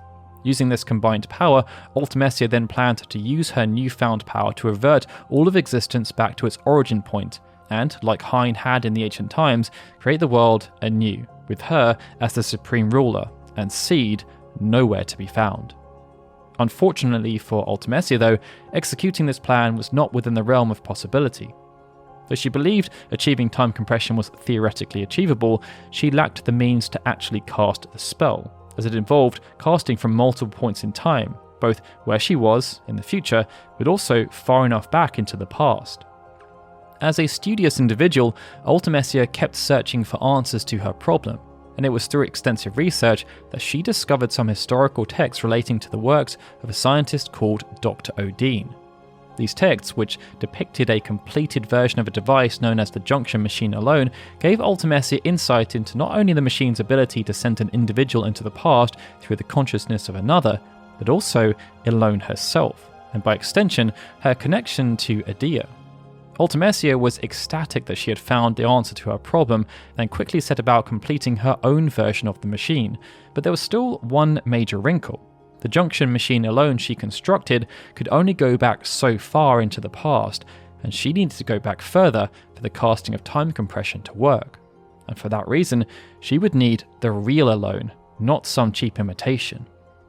In addition to this problem, the junction machine alone only allowed one to view the past through someone else's eyes. Ultimecia was unsure if she would be able to actually affect the past in a way that would allow her to cast time compression. Still, she had to try, so went ahead with her plan unfazed, and knowing of Adel, her connection to Alone, and Adel's status as a sorceress, she used the junction machine alone to travel into the past and enter Adel's mind, hoping to learn how she might be able to manipulate Alone into giving her access to the ability firsthand. Unbeknownst to Ultimecia though, Adel was part of the same sorceress lineage, having been granted access via the embodiment process when the future version of Ultimecia had perished. It was perhaps for this reason that the power offered by the junction machine alone manifested in a different form. As instead of simply occupying Adel's consciousness and being able to observe events as they played out, Ultimecia was able to possess her subject. This was an unexpected boon, and Ultimecia believed she could use Adel to manipulate Alone more easily. However, not everything went according to this new plan. Though Ultimecia was indeed successful in her using of the junction machine alone on Adel, Adel was a formidable sorceress in her own right, not least because she possessed Ultimecia's own power. As such, even though Adel was not able to fight off the physical side of the possession, she was able to fight off the mental side. Adel realised that the danger she always feared was now at her doorstep. By fighting, she closed off her mind and her memories. This prevented Ultimecia from gaining access to critical information regarding both who Alone was and, more importantly, where she was, and thus this brought Alone and the White Seeds some much needed time to act accordingly. Training from a young age for such a scenario, the White Seed were able to notice almost immediately that Adel was acting strangely, but they continued to act as if nothing was wrong, creating an illusion that was able to fool Ultimecia, but only for a limited period. Realising that time was of the essence, they set a course for the shore to gain supplies, but this was merely a ruse to allow Alone to disembark without raising suspicion. Once this gambit had played out, the White Seed that remained were then given the perilous task of keeping an incredibly frustrated and violently possessed Adel occupied, leading her on a wild goose chase while Alone and a small contingent of White Seeds made for Balam Garden, but they hoped that Sid would be able to raise the alarm and activate Seed proper. It did not take long for Ultimecia to realise that she had been led astray. The White Seed were unhelpful in her search for Alone, and with no point of reference for who she actually was or what she looked like, attempting to find this girl was akin to finding a needle in a haystack. The solution to this problem was to find someone who could actually help. It did not take long for Ultimecia to surmise that to maximise her chances of success, she needed to cast the widest net possible and make use of all available resources. This required enlisting the services of the world's major powers, and her first target was none other than the world's most powerful nation, Vinzadelling's Galbadia. At this time, the people of Galbadia had settled into the peace that followed the fall of Adel and Esthar, and those who had participated in the Sorceress War were now some of the more elderly statesmen and women of society. It therefore took many by surprise when an unknown woman appeared from nowhere and catapulted herself into the upper echelons of Galbadia's political circles. Plenty of feathers were rustled, but this woman seemed to have a knack for gaining the favour of just the right people. And it didn't take long for her to gain the favour of the right person, the president himself. And this was something that bothered many of those who were also desperate for his attention. When it was revealed that this woman was a sorceress, red flags shot up everywhere. But with Delling seemingly under her thumb, there was nothing they could do, as they were fearful of speaking out against his authority and risking his wrath. Even General Caraway, Delling's most trusted advisor, was sidelined by this new arrangement, and led to him and other members of Delling's top military brass eyeing the new development with extreme caution. They feared that the sorceress had gained too much influence over Delling and that she was already starting to manipulate and affect his decision-making. This manifested via small decisions, but soon Delling made a decision that confirmed everything they suspected. To Ultimecia, Galbadia was just a small step towards a greater goal. She desired the combined knowledge of everything, and used the power and influence of Galbadia to fashion a plan whereby the most powerful world leaders would gather together in one place via the promise of peace and cooperation. The reality, however, was quite the opposite. Once congregated, Ultimecia planned to manipulate all of them into using their resources to help her find a loan, giving her nowhere to hide. To ensure this message of peace was convincing, Ultimecia wanted to broadcast her intention on a global scale, something that she knew would put pressure on the various leaders to comply. But the only way to accomplish this was to take a bold action that Delling had refused to take for over 20 years: embark on a new military conquest. After the Holy Empire of Dolet dissolved, they retreated to the Dolet Dukedom, where they established a huge communications tower to show their willingness to be part of the wider network forged on community and cooperation. The tower operated for a short time, but after the launching of Adel's tomb into space, its long-range broadcasting capabilities were rendered obsolete, or at least that was the official story. The unofficial story was that the technology used to try and contain Adel had interfered with that form of communication, and despite her supposedly dormant state, she had managed to hijack its function and had begun broadcasting her own message. With everyone around the world wanting to believe that Adel was no more, it was agreed that this message should never be seen, and the easiest way to accomplish this was to cease all communication using that medium unless absolutely necessary. Ultimecia was oblivious to all of this subtext, and irrespective of whether Delling made her aware, the Galbadian military were ordered to draw up plans for the invasion of Dolet and the reactivation of its communication tower. She wanted the broadcast made, and this was the only way to do it. As Galbadia put its plans into action on the western continent, Elone then attempted to do the same on the central continent. Having found her way to Balam Garden, Elone was able to meet with Cid. However, the news she received was unexpected. Despite the sorceress threat emerging, Garden, and more specifically Cid, were unable to assist, at least not in the way Elone had helped.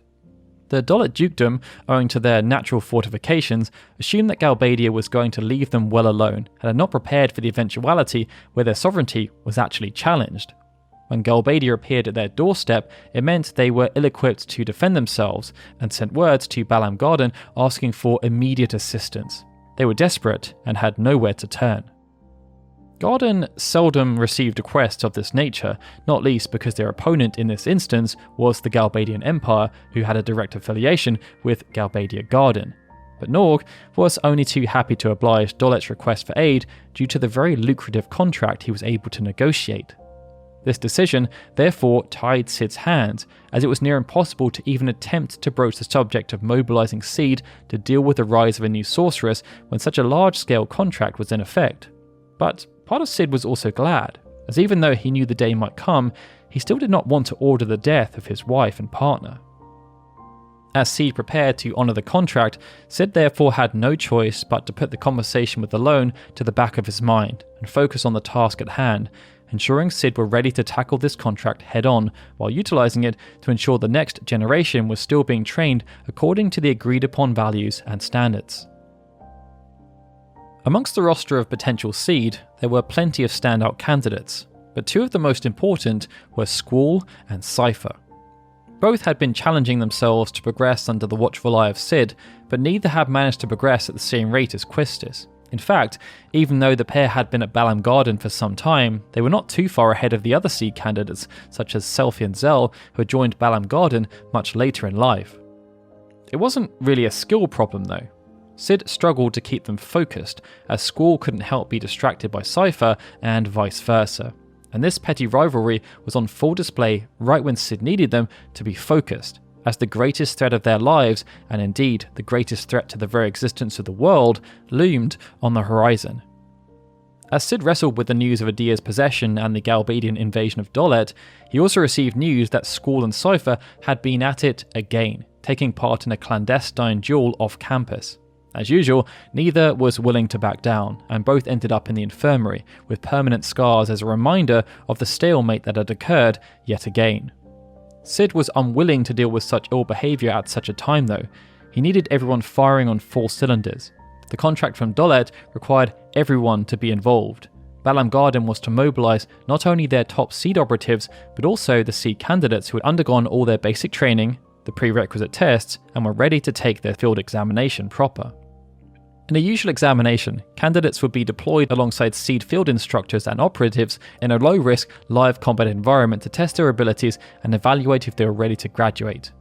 But in the case of Zell, Cypher, Selphie and Squall, who had only just completed his final test at the nearby fire cavern and was still healing from his training injury, the full-scale deployment of Seed to Dolet was to serve as their first taste of real combat, and the stakes were high, both for Dolet and Balam Garden. After a short briefing from Shu, Seed launched a daring beach assault on Dolet's shoreline meant to catch Galbadia unawares, and using this strategy they were able to have some initial success, securing a safe perimeter around the city centre.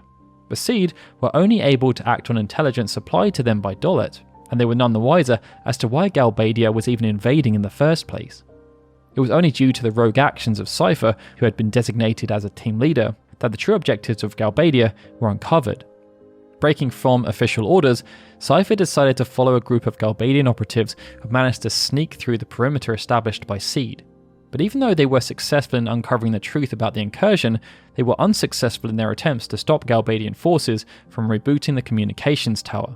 And after being given the order to withdraw, for their troubles they ended up being chased through the streets of Dolet by an experimental mechanized weapon, only managing to escape the combat zone safely due to the intervention of Quistis and a high-caliber machine gun. After returning to Garden, the mission to save Dolet was considered a success, with their objective accomplished. Galbadia agreed to withdraw its troops on the proviso that they were granted continued access to the communications tower. Balam Garden, for its part in the conflict, was handsomely rewarded, and Zell, Selphie, Squall, and another candidate named Nida had performed so well during the seed exam that they were granted the status of full seed operatives. Cypher, however, was cast aside, reprimanded for disobeying direct orders, despite his actions allowing them to learn more about why Galbadia had chosen to invade in the first place. With everyone seemingly getting what they wanted from the skirmish, the status quo was re-established, and the new seed graduates were given the night to bask in the glory of their success. This only turned out to be a facade, as pieces were continuing to move around the ever-evolving chessboard. Rinoa, through Cypher, had managed to secure an audience with Cid and was a formal guest at the Seed graduation ball. She had hoped to see Cypher, but due to his failure during the examination, he was nowhere to be found.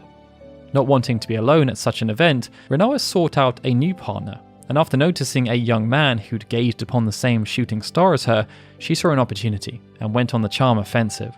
She hoped some flattery would work, but after her advances were rebuffed, Rinoa decided she was not going to take no for an answer, and ended up forcefully dragging Squall onto the dance floor, which is where they stayed until Rinoa saw Cid and walked off to speak about their situation. Rinoa was desperate for help, but unfortunately had little to offer in terms of compensation. Cid, though, was moved by Rinoa's passionate pleas and decided to grant her access to 3 new seed graduates until either Timber gained independence or they were all killed. But there was an ulterior motive.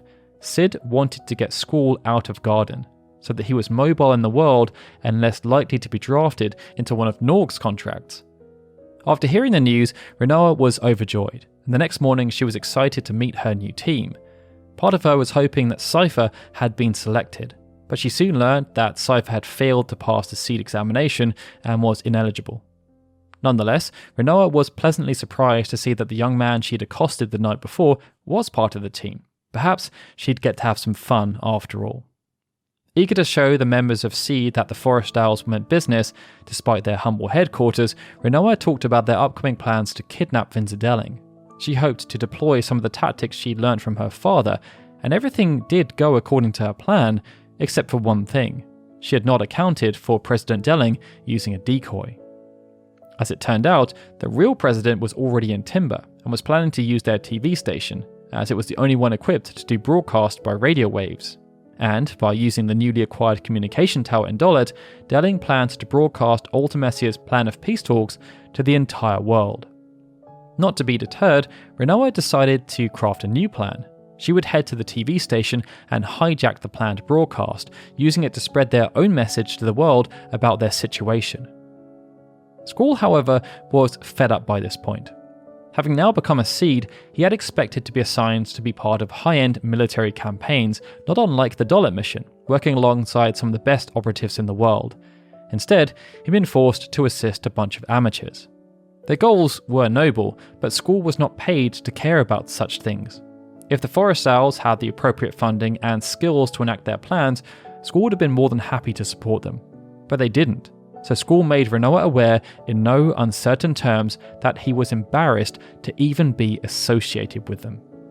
Such chiding marks led Rinoa to scrap the contract she had with Seed before subsequently retreating from their location, unable to watch as Delling prepared to give his world-changing speech.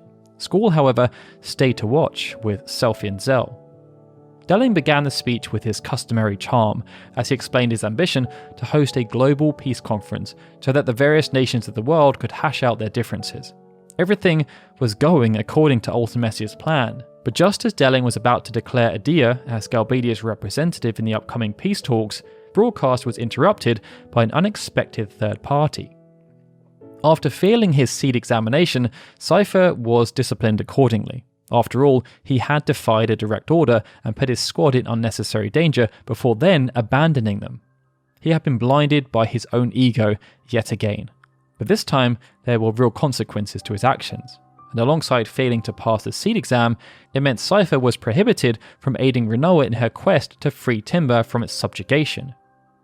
This frustrated him no end, because even though 3 seed had been assigned to Rinoa, he knew that none of them had the stomach to do what truly needed to be done. War was ugly, and they just weren't prepared. This assertion turned out to be true. Galbadia outfoxed Seed, who then managed to weasel their way out of the lifetime contract Sid had committed them to. As a consequence, Cypher felt he had to take matters into his own hands. He needed to show Rinoa how much he cared for her and her cause, while also showing Squall that he was the superior operative. Acting on impulse, as he always did, Cypher abandoned the mission he had been assigned to alongside Quistis and stormed the Timber TV station. With the cameras still rolling, he then took President Delling hostage. But Cypher's Achilles heel then came to the fore. He hadn't thought this through.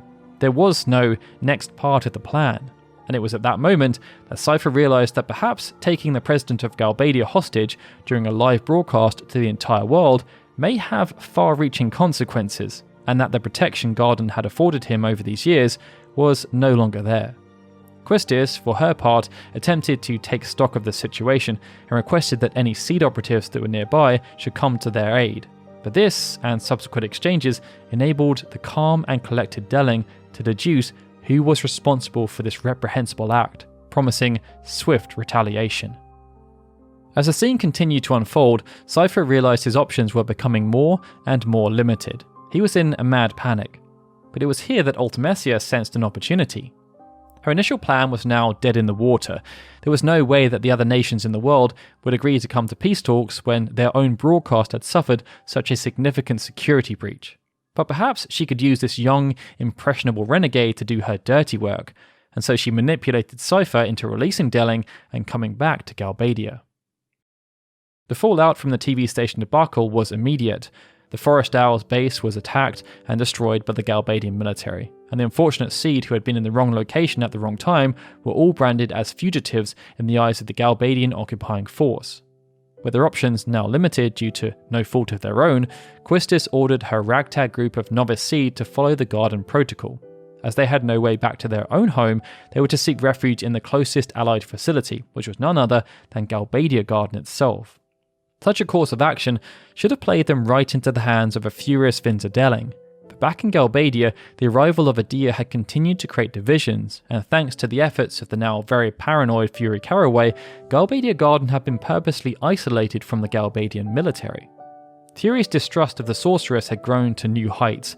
His close friend and ally, Vinzadeling, was acting in ways that were completely against his true nature and character, and it led to Fury settling on the one logical conclusion, that Deling was no longer in control of his actions. In all their years, Vinza had always ruled through fear. Manipulations and subterfuge had only been applied to politics, where allies and citizens needed to be bribed and cajoled. When it came to the military, there had never been any talk of peace with neighbouring states. Once the decision of conquest or expansion had been made, they were always only given two options: surrender and willingly become part of the Galbadian Empire, or resist and be subjugated. The notion of this global peace forum just served as the final piece of evidence to Fury that Vinza was no longer in control. He still had no idea how the Sorceress was doing it, be it through magic or pure blackmail, but it didn't matter. He knew that she needed to be removed, and Garden was the perfect vessel to see this done. Ever since its founding, Galbadia Garden had always been treated as a subdivision of the military. It was still under the tentative control of Fury, but most of the other military personnel ignored it, choosing to focus their efforts on more established branches, as they ultimately just saw Garden as a training ground for kids. But Fury knew better. He knew of the talent housed within, and trusted them to complete what was tantamount to an inside job. But he wasn't alone in this endeavour. Behind Sid's back, Nord had shown his truly duplicitous nature by becoming quite cosy with his Galbadian counterparts. They had come to an arrangement, and this meant they were happy to work with Norg on cementing suitable deals that were good for business, as opposed to working towards any of the initial ideals that Sid had for Garden. Whereas Caraway was concerned about the fate of his good friend Vinzadeling, Norg was concerned that the Sorceress may threaten his very profitable institution. So, collectively, they agreed to assassinate Adia as it was mutually beneficial for all of them. Due to the nature of the initiative, Caraway and Galbadia Garden's headmaster, Martine, took great effort to keep the order a secret. But with everything happening on their continent and means of communication cut, they decided to alter the plan behind Norg's back, as they wanted plausible deniability. So, instead of using a selection of Galbadia Garden operatives to carry out the deed, they chose to use the well-known fugitive operatives from Balam Garden who had just turned up on their doorstep as the muscle. Galbadia's only involvement was to use Irvine, a master sharpshooter. By taking this approach to outside world, it would look as though Balam Garden sanctioned the mission, not Galbadia, and this was an important distinction. Armed with their new sharpshooter ally, the Balam Seed operatives then made their way to Deling City, where they made secret contact with Caraway. He briefed them on the final aspects of the mission, as well as the contingency plans.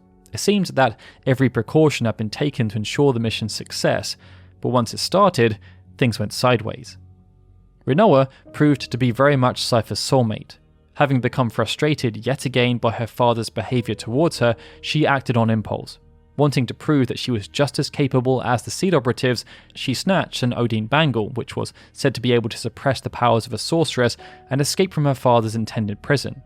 Her plan predictably failed, but it made an already stressful situation for the Seed much more stressful. Quistis, Zell, and Selphie almost missed their planned rendezvous point, and Squall was required to then save Rinoa from almost certain death. Despite these distractions, though, the mission did proceed almost as planned, but as it played out, the situation started to become more dire. Continuing to use Adia as a vessel, Ultimecia had whipped the citizens of Deling City into a frenzied state of support, and with her original plans for peace talks shattered, she took the next best course of action. In front of everyone, Ultimecia used Adia to murder Vinzadeling, and with nobody left to oppose her, she assumed full power of Galbadia. This turn of events meant the successful completion of the mission became even more imperative. All that remained was for Irvine to take the shot. Unbeknownst to the rest of the team, however, Irvine was suffering from a severe psychological condition known as anticipatory moral distress.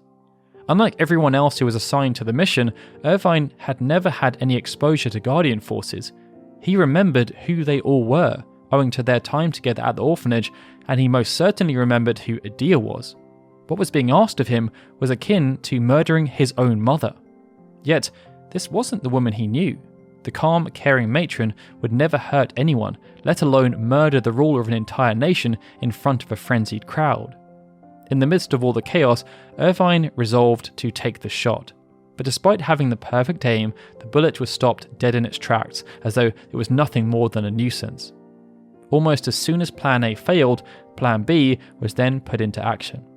Unlike Irvine, Squall had a clean conscience. He was unconcerned about the politics or the moral implications of what was being asked. He had been given a mission and was going to carry it out to the best of his abilities. And with Cypher now involved, Squall only became more motivated.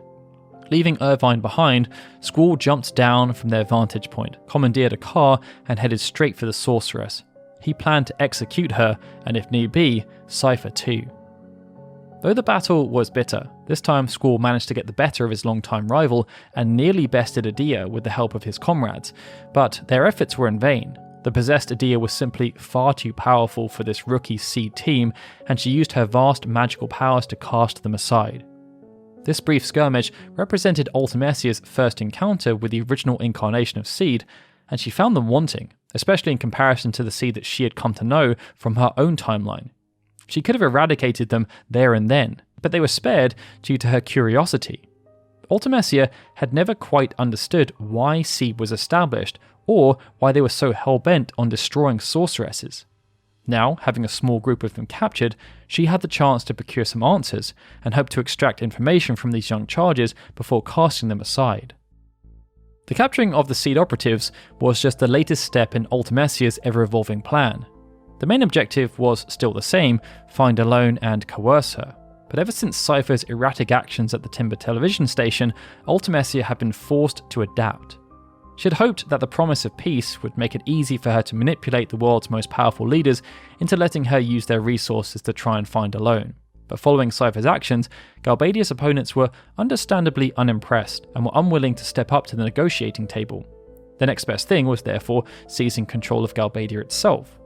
Ultimecia had only deemed Vinzadeling necessary for her original plan, as she needed him to vouch for Adel. But with foreign affairs no longer on the menu, Vinzadeling was discarded, and Ultimecia, via Adel, declared herself the new ruler. Those left in Galbadia, including the likes of Fury Caraway, were left with no choice but to fall in line, if they valued their lives. His attempt to restore the power dynamic that existed before the appearance of Adel had failed, but Caraway's contingency plan had worked. Irvine managed to escape from the scene without being captured, and Balam Garden was framed. The only annoyance was that Renoa had incriminated herself. But the focus on Balam gave Caraway the breathing room he needed to sidle up to the new leader, as he wanted to ensure his head was not the next one on the chopping block, and he was even able to sweet-talk the release of his daughter. What Ultimecia needed was loyalty. And even though the reach of Galbadia wasn't as broad, the nation was still a venerable superpower, and its resources were near unrivaled. She needed people like Caraway to carry out her plan. And this notion was only furthered once Caraway informed Adel that they had a seldom used branch of the military that could be activated to help their cause, Garden. This then became an ironic twist. Garden under the control of a sorceress. And it was perhaps for this reason that Ultimecia decided to deviate from her primary objective by introducing a few secondary ones. The first was to try and find out everything she could about Seed before then implementing the second, the complete and utter annihilation of the entire organization and all of its operatives. As the military started to mobilize in search of Alone, Cypher, who had been promoted to commander of the Galbadian military, was given the task of interrogating his former allies inside the D-District prison. But the questions didn't seem to make much sense to him. Ultimecia had always believed that there was some huge conspiracy against sorceresses, and this is what fueled Seed. She ordered Cypher to try and uncover the secrets of the organization, but the truth was, there weren't any. Ultimately, Seed had been set up to stop one specific sorceress, but there was no way for school to know that or any other member of Seed, as Adel and Cid had never shared the truth about Seed or Garden with anyone. Cypher had a sense that he was barking up the wrong tree, but as he had failed the Seed exam, part of him wanted to believe that there was some big secret that was passed on to new graduates, and so he started to believe Ultimecia's line of thinking, that there was a huge conspiracy and that Squall, his longtime rival, wasn't telling the truth out of spite. He probably was lying. Not wanting to fail in his task, Cypher was diligent with his torture. It was therefore quite fortunate that Squall and the other Seed operatives held in the prison were able to escape through a combination of quick thinking and good luck. It was through their escape, though, that the group were able to learn of Ultimecia's wider plans. As to enact her secondary objective, she wanted to use a nearby facility to fire high-tech, ultra-long-range missiles to destroy both Trebia and Balam Garden, with the official line given that this was to be retribution for their role in the failed assassination attempt. This placed the small group of fugitive Seed in a precarious position. They each had people they loved and cared about that were stationed at Trebia and Balam, but how could they save everyone? Knowing this, the choice was made to send one party, led by Squall, to Balam Garden to warn Cid so that the students and Seed could be safely evacuated, while another, led by Selphie, went to the missile base, attempting to sabotage the launch and hoping to stop it altogether if possible. Unfortunately, though Selphie's party was successful in infiltrating the base, they were unable to stop Galbadia firing on Trebia or Balam. They just had to hope that everyone was able to stay safe despite the obvious peril they faced. Trebia Garden unfortunately took the full force of the missile strike, but at Balam Garden, due to the obvious peril they faced, everything was in complete chaos. News of Seed's involvement in the failed assassination plot against Adel had reached the ears of Norg, and he was incensed, not only because the plan had failed, but because he had been double-crossed by Martine and Caraway, and his involvement had been revealed. To protect his asset and save his skin, Norg felt there was only one choice: hand over Cid and anyone else she felt was responsible, hope the sorceress's anger was quelled, and then pretend to be subservient. Norg ordered the students and faculty of Balam Garden to find Cid. He expected them to turn on their phony headmaster due to the predicament that they had been placed in. But large portions of the student body showed loyalty to Cid, and the wider mission of standing up to sorceresses. They weren't going to bow down, and this surprised and antagonized Norg and the Garden faculty. Some students did, though, side with Norg, and the result was an all-out civil war, with those loyal to Cid desperate to keep him safe away from the clutches of Norg. Unaware of this development, when Squall and his party arrived at Balam Garden, they found it in a state of chaos. Everywhere they turned, students were fighting students, and faculty were rounding up Seed members by using monsters from the Garden's training center. Fighting through the Garden, Squall did manage to find Cid, but this was where he learned that communicating Garden's imminent destruction was impossible, as the internal communication system was broken. Just when it looked like there was no way out, the Garden was doomed, Cid then revealed a hunch. As Balam Garden was built on the ruins of an old Centran shelter, Cid surmised that it contained some kind of defensive mechanism that was designed to protect its inhabitants when the need arose. Much to everyone's surprise, the defensive mechanism was mobility. And just as it had saved the Centra many centuries prior as they attempted to flee from the cataclysmic lunar cry, it performed the same function again, this time ensuring Garden narrowly avoided the Galbadian missile strike. This was not the end of Balam Garden's trouble, though. The mechanism that controlled the Garden's steering was broken, and this meant no course could be plotted. To make matters worse, Norg, whose takeover attempt had been temporarily stalled but not snuffed out, began to have it out with Cid, going so far as to take matters into his own hands and attempt to deliver Cid and Seed to Galbadia himself. This proved to be one step too far, though. Having cajoled Cid all those years ago and then manipulated him, Norg felt he was near invincible. After all, he had amassed a private army across 3 separate continents, but now Norg's empire was in ruins, literally and figuratively. Trebia Garden had been destroyed by the Galbadian missile strike, while Galbadia Garden had claimed independence. Balam was also in disarray, and now that the infighting had stopped, only the Garden faculty remained loyal to their paymaster. Norg's feeble attempts to try and wrestle back control had ended in disaster, and after then being defeated in his last stand, he ended up fleeing inside a protective capsule, hoping that somehow he survived the coming war. This sequence of events, though, also showed the ruthlessness of Ultimecia.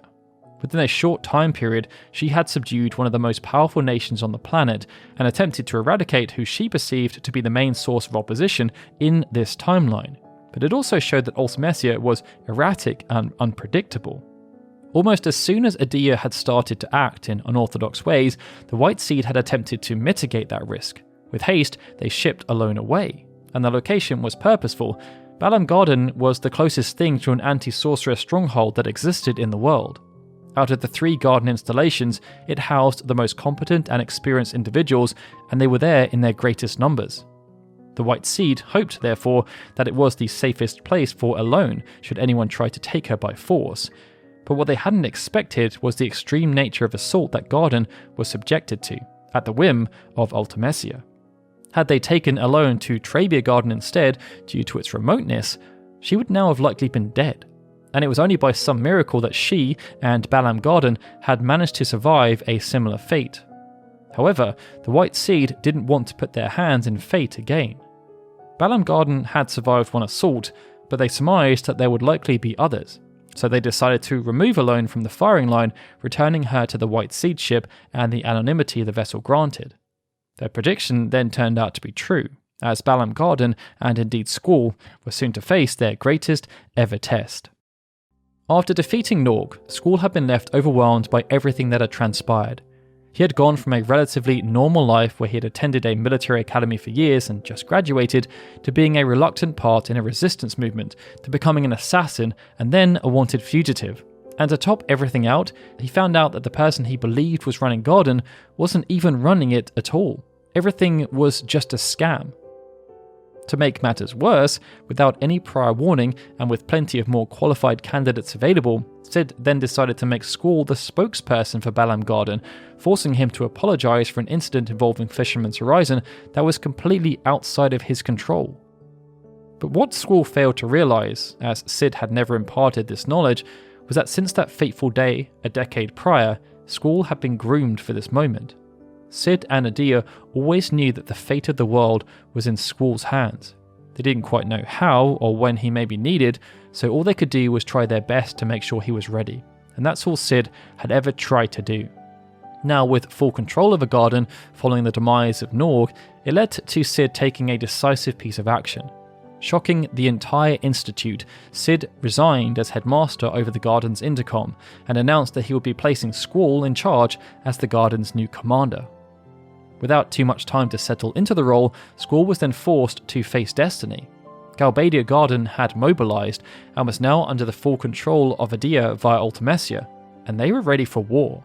And this news was complicated by their own recent discovery, as the true identity of the Sorceress and their connection had been revealed to them. Squall, however, realised that the battle was inevitable, and if he didn't step into the role of leader, people may die, irrespective of who the Sorceress was.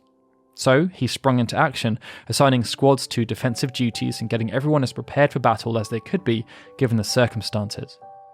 When the two gardens collided, the fighting was unlike anything either side had ever seen, even when taking into account the internal struggle against Norg or the invasion of Dolet. It seemed everywhere one turned, students from both gardens, supplemented by Seed operatives and Galbadian soldiers, were locked in life or death struggles, all while the Sorceress and her knight watched from above. Squall and Renoa had their own life or death struggle, but after they resolved this and fought their way through the battlefield, they came face to face with the Sorceress once again.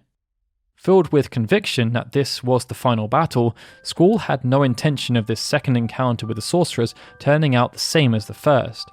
Stronger and wiser than his previous attempt, he locked into combat with Cypher, and the two engaged in yet another bitter gunblade struggle.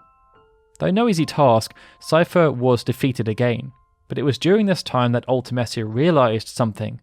The seed that stood before her was the one destined to stop her. Unlike their last encounter, where Ultimecia had ultimately spared the pesky seed with the hopes of extracting useful information, this time she vowed to kill. but they braved Edea's strongest magic and used their years of training to bring down their former matron, trying as hard as they could to hold back where possible so as to not kill her outright. In Edea's defeat, she was freed from the grasp of Ultimecia's possession, but due to how close she had come to death, the process of embodiment then occurred, and with Rinoa being the only suitable nearby candidate, she was forced to accept both the powers of Edea's sorceress lineage, but also Ultimecia's. Upon receiving this power, Rinoa was, understandably, overwhelmed. The sensation was nothing like she had ever experienced before, and she was unprepared. But just before she fainted, Ultimecia was able to implement a Hail Mary play. Edea was no longer a viable target for her schemes, as the embodiment process had neutered her, but Rinoa was a ready-made replacement who was younger and more susceptible. This trade-off required a pivot. With Edea indisposed, Ultimecia's grip over Galbadia had the potential to be weakened, but it wasn't removed yet.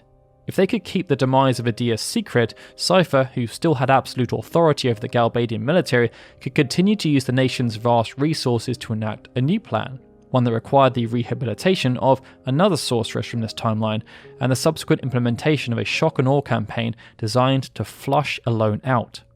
Using Rinoa as a vessel, Ultimecia communicated her plan to Cypher, giving him explicit instructions to use the Galbadian military to find and restore the lunatic Pandora, so that Adel's tomb could be brought back to the planet, while also using their information network to find Alone. And to ensure this plan went off without a hitch, Ultimecia then relinquished control of Rinoa, lulling everyone into a false sense of security and ensuring they became unwitting pawns in her ever-evolving scheme. Chapter 9. The Fight for the Future. In the wake of the conflict between Galbadia and Balam Garden, Squall and the other remaining members of Seed were left with many unanswered questions, but they were also left reeling by what had happened to Rinoa, who was now in a comatose state. Based on the answers that were now forthcoming from Edea and Sid, there seemed to be only one course of action. They needed to seek out Alone too. Unfortunately, this had been further complicated by a dormant player on the world scale deciding to become active again. After becoming president of Esthar, Laguna had done everything he could to ensure the nation's people stayed safe and out of harm's way. But when it came to the safety of his own family, he was forced to take another course of action, keeping them at arm's length so the likes of Dr. Odin could not sink their grubby claws in. The Kramers had been a fantastic ally in this regard, acting as the perfect shield. But as Ultimecia started to narrow in on Alone, Laguna decided to take matters into his own hands. After all, Esthar was perhaps more equipped to deal with an angry sorceress than any other nation on the planet, and with a more pressing threat looming on the horizon, Dr. Odin was also suitably distracted away from his daughter. Despite being isolated from society, it's safe to assume that Esthar still had spies operating in the world. And it's also safe to assume that those spies would have reported back to Laguna the increased further around Galbadia's hunt for a girl named Alone. Galbadia knew that Alone had been in Balam, but they also became aware of the White Seed ship's true purpose. And shortly after the White Seed had rescued Alone from Balam Garden, they were accosted by the Galbadian navy. Everything looked quite bleak. That was until ships from the Estharian navy showed up on the scene, with Alone then abandoning the White Seed to go back to Esthar and to her father. On the surface, this decision by Alone complicated things, but it felt like a necessary step to guarantee her safety. The downside was that it played directly into the hands of Ultimecia. The first part of her shock and awe campaign was focused around making life as difficult for Alone as possible. They wanted to give her nowhere to hide, and likely predicted that if times got super tough, she would go all the way back home to Daddy. But this was where Ultimecia also needed her sleeper agent Rinoa to be. As if they were moths drawn to a flame, all the key players gravitated into space towards Adel, the very person Ultimecia needed for the next part of her plan. Meanwhile, back on the surface of the planet, the rest of Ultimecia's plan was also progressing as intended. Under the supervision of Cypher, the Galbadian military had managed to excavate the lunatic Pandora from the depths of the ocean and proceeded to steer it straight towards Tyr's Point, ready and waiting to receive their prize. Everything was playing out as Ultimecia had foreseen, and with Rinoa now on the space station, the sleeper agent was activated. Now possessed, Rinoa escaped from the space station and released the seal of Adel's tomb, with the ground forces then activating the lunatic Pandora to bring the tomb back to the planet. Everything went off without a hitch, or so it seemed, but something happened that Ultimecia had not anticipated. That pesky seed, that one who was destined to stop her, risked his own life to save Rinoa. What followed turned out to be an emotional rollercoaster for the pair as they made their way back to the planet, only for Rinoa to be seized by Estharian forces due to her designation as a sorceress. But this was when Squall stepped up to the plate. He had sacrificed so much for Rinoa, but for what? So she could willingly be taken into custody as punishment for something she had no control over? The path forward was difficult to navigate, but the more and more Squall ruminated on the task at hand, the more and more something didn't feel right. He had to save Rinoa. No matter what, he had to become her knight. Rushing to catch Rinoa and her Estharian escort at the Sorceress Memorial, Squall took Rinoa by force before fleeing in the Ragnarok back to Adir's orphanage. Here, Squall and Rinoa were able to finally connect on everything that had happened to them and everything that still lay before them. But Cypher was still out there doing Ultimecia's bidding. A Lunacry had fallen in the eastern continent, and Esthar was soon to be in the hands of Ultimecia.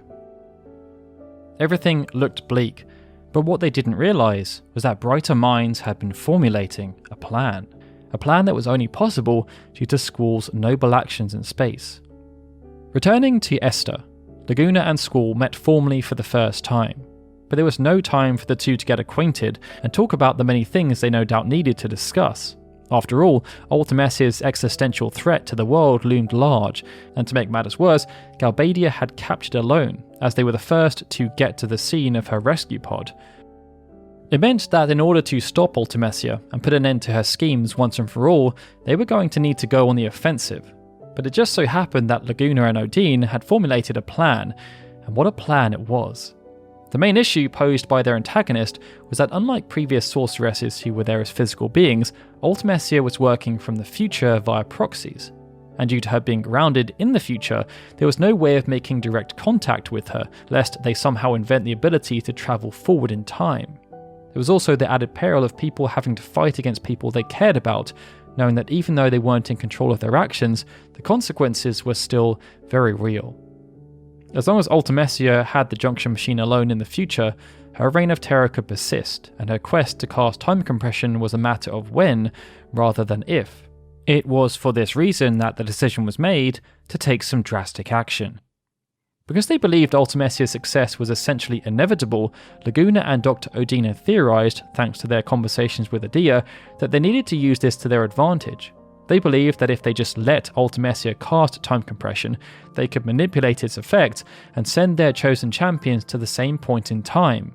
It was simple in theory, but there were so many parts that could go wrong, and by giving Ultimecia what she wanted, they had the potential to fly too close to the sun. Their objectives were therefore to rescue Alone, defeat the still subdued Adel, and have Rinoa absorb Adel's powers. They believed this would leave Rinoa as the only known sorceress in that time, giving Ultimecia limited options.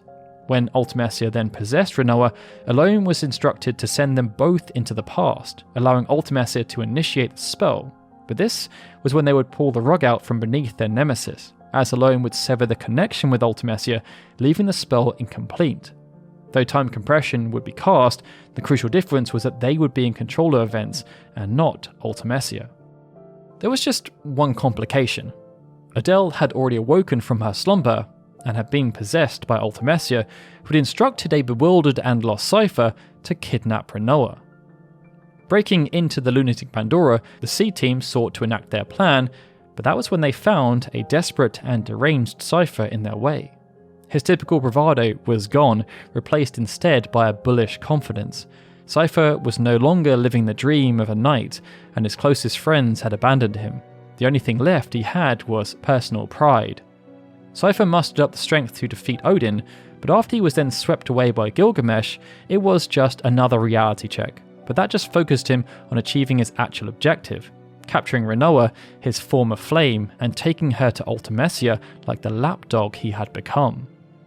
This turn of events was not in the original plan that Laguna and Odin had laid out, and Squall and the other Seed members quickly found themselves improvising in order to get things back on track. Not least because they then had to witness the now-possessed Adel junction Rinoa to her own body as a way of augmenting and amplifying her powers. What followed was a fierce and also precarious battle. Adel needed to be defeated quickly before she regained her full power without hurting Rinoa in the process. Fortunately, they were able to accomplish this objective, and with Adel defeated, Rinoa was able to absorb her powers through the process of embodiment. The mission was back on track, if only by the skin of its teeth. But there was no time to celebrate the victory. Working fast, as soon as Ultimecia then possessed Rinoa, Alone carried out her part of the plan, sending Ultimecia back far enough into the past so that she could initiate the casting of time compression, before then severing the connection before the casting was complete. This led to reality seemingly falling apart, with fragments of time bubbling and moving about as if everything had become twisted and warped. Falling through an ocean and then a sky, the heroes proceeded to fight their way through a myriad of time phantoms and sorceresses from the past, present and future before finding themselves at Idia's orphanage, the place where they all met all those years ago. As if in a nightmare though, the beach of the orphanage was suddenly not the vista they remembered, but instead the site of a great struggle between Seed and Ultimecia, with the bodies of Seed operatives strewn about and Ultimecia's castle looming in the distance. Against all odds, they had arrived right where they needed to be, and one way or another, it would lead to the end. Ultimecia's castle was a place befitting of her dark and twisted mind.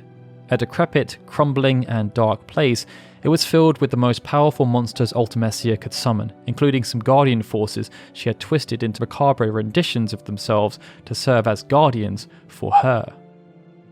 Ultimecia had gone out of her way to make sure that anyone attempting to interfere with her plans would have to deal with a multitude of magical and physical seals she put on the castle, and those obstacles kept away many would-be heroes. But the Seed from the past were different. They traversed Ultimecia's castle, defeating the guardians of her seals one by one before making their way into her throne room.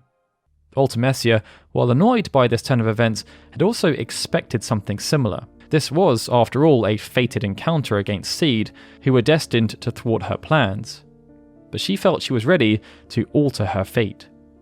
Ultimecia was well versed in the ways of magic and combat, having spent her entire life fighting to survive. And even though the enemy she feared most was now at her doorstep, there was no way she had any intention of letting them stop her from remaking the universe in her image.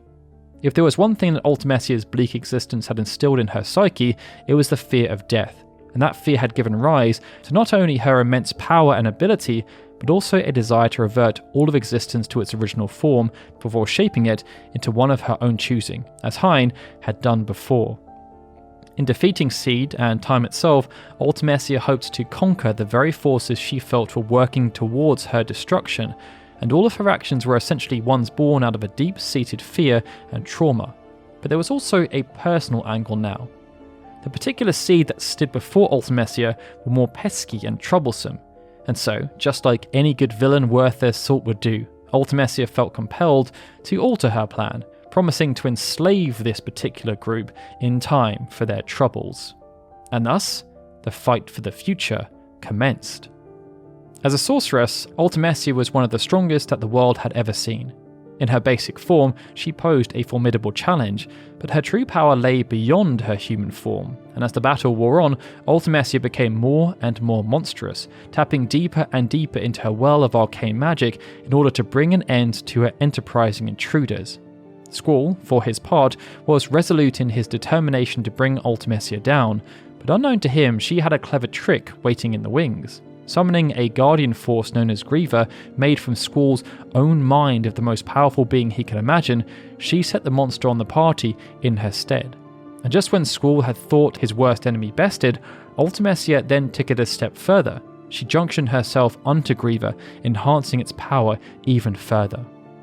As the battle wore on, Squall and his companions were growing ever more weary, but they were also wearing Ultimecia down too. Though to them, this progress was hard to notice, Ultimecia was growing ever more desperate and afraid, and even she found it was harder and harder to keep up with their assault. Suddenly, Ultimecia then disappeared. Lulled into a false sense of victory, all seemed to be going well, but then she reappeared in her most horrible form yet. With her human form hanging upside down from her torso, Ultimecia had transformed herself into a vision of pure terror and magic. Pushed to the brink, she was going to dig deeper than she ever had done before and force time to finish compressing. Her last-ditch effort to defeat Seed was to force the end of time and reset existence. In this form, Ultimecia in many ways took on an appearance reminiscent of the great Hyne, who had likewise cast aside his human skin at one point to embody his true power. But though Ultimecia was a descendant of Hyne by lineage of sorceresses, she was not yet a god, despite her efforts, and Squall saw his final and true form of her power as the final opportunity to defeat her. And defeat her he did. With each crushing blow, Squall fought through Ultimecia's onslaught as her once arrogant taunting turned into regretful reflection of the nature of time and existence and the inevitability of one's own demise. The next phase, however, was to be the most difficult. Odin had theorized that once Ultimecia was defeated, the time compression spell would begin to unravel. To ensure they were not lost, each of the members who fought this battle needed to ground themselves somehow, to find their way back home. But as a final throw of the dice, Ultimecia was able to separate Squall from his friends and disorientate him. It was at this moment that Squall suddenly found himself, alongside Ultimecia, back in Adia's orphanage from all those years ago. The time had finally come for him to live the very event that had fated him to travel the path he had with Seed, the garden, all his friends, and Rinoa. Appearing to Adia as she recounted to him, Squall watched as Adia took Ultimecia's powers, her dying words a furtive wish to not disappear. Squall then informed Adia of Seed, the garden, and the Sorceress before going back through the time anomaly, leaving Adia with a plan to protect the future. Ultimecia was now defeated for certain, that he could be sure, but this course had left him alone, lost and out of sync with time. He had become separated from the others and felt more alone than he ever had in his entire life. Squall had lived most of his life putting up barriers to others and acting as though he didn't need anyone else in the world. But through his adventures with his friends and through his relationship with Rinoa, he now knew differently. He knew there were people out there who cared for him deeply, and he knew they were looking for him. All he had to do was call out. Searching through the wastes of a land between space and time, Squall wandered and wandered for what felt like aeons before collapsing. Scenes of Rinoa playing in his mind. Would he ever be able to find his way back? He had to believe. Then, as if out of nowhere, Rinoa appeared. Feeling Squall through time, she used her powers to reach out and cradle him, bringing him back to reality and reuniting him with the others in the now restored timeline. They had travelled through time, defeated the Sorceress, and survived time compression. Seed had won, and the threat of Adel, Vinzadeling, and Ultimecia was now gone from the world. And that concludes the complete, unabridged timeline of Final Fantasy VIII. My name is Daryl, and I would like to thank you all so much for watching. Honestly, reading through the comments as this series has progressed has been so heartwarming. This was a new type of video for us, but it's been so great to see how much it has resonated with all of you. I'd like to say a big thank you to everyone who has stayed with us until the end, especially those who chose to support us on Patreon as a way of saying thank you for us creating this type of content. Now, to the important question. We'd like you to let us know in the comments which game you'd like us to cover the timeline of next. And if you did enjoy this series, please make sure you like all the videos, subscribe to the channel, but also make sure to hit the notification bell so you're informed when we post up our next timeline video. In short, any interactions you make are very helpful. I'd also like to give a big shout out to Benjamin Snow, CloudClone28, the livestream, and SequentDDK, our super special Onion Knight supporters on Patreon, as well as everyone else who supports us on Patreon and via YouTube memberships. Alright everyone, this is Daryl signing out. I'll see you all again soon for more Final Fantasy goodness.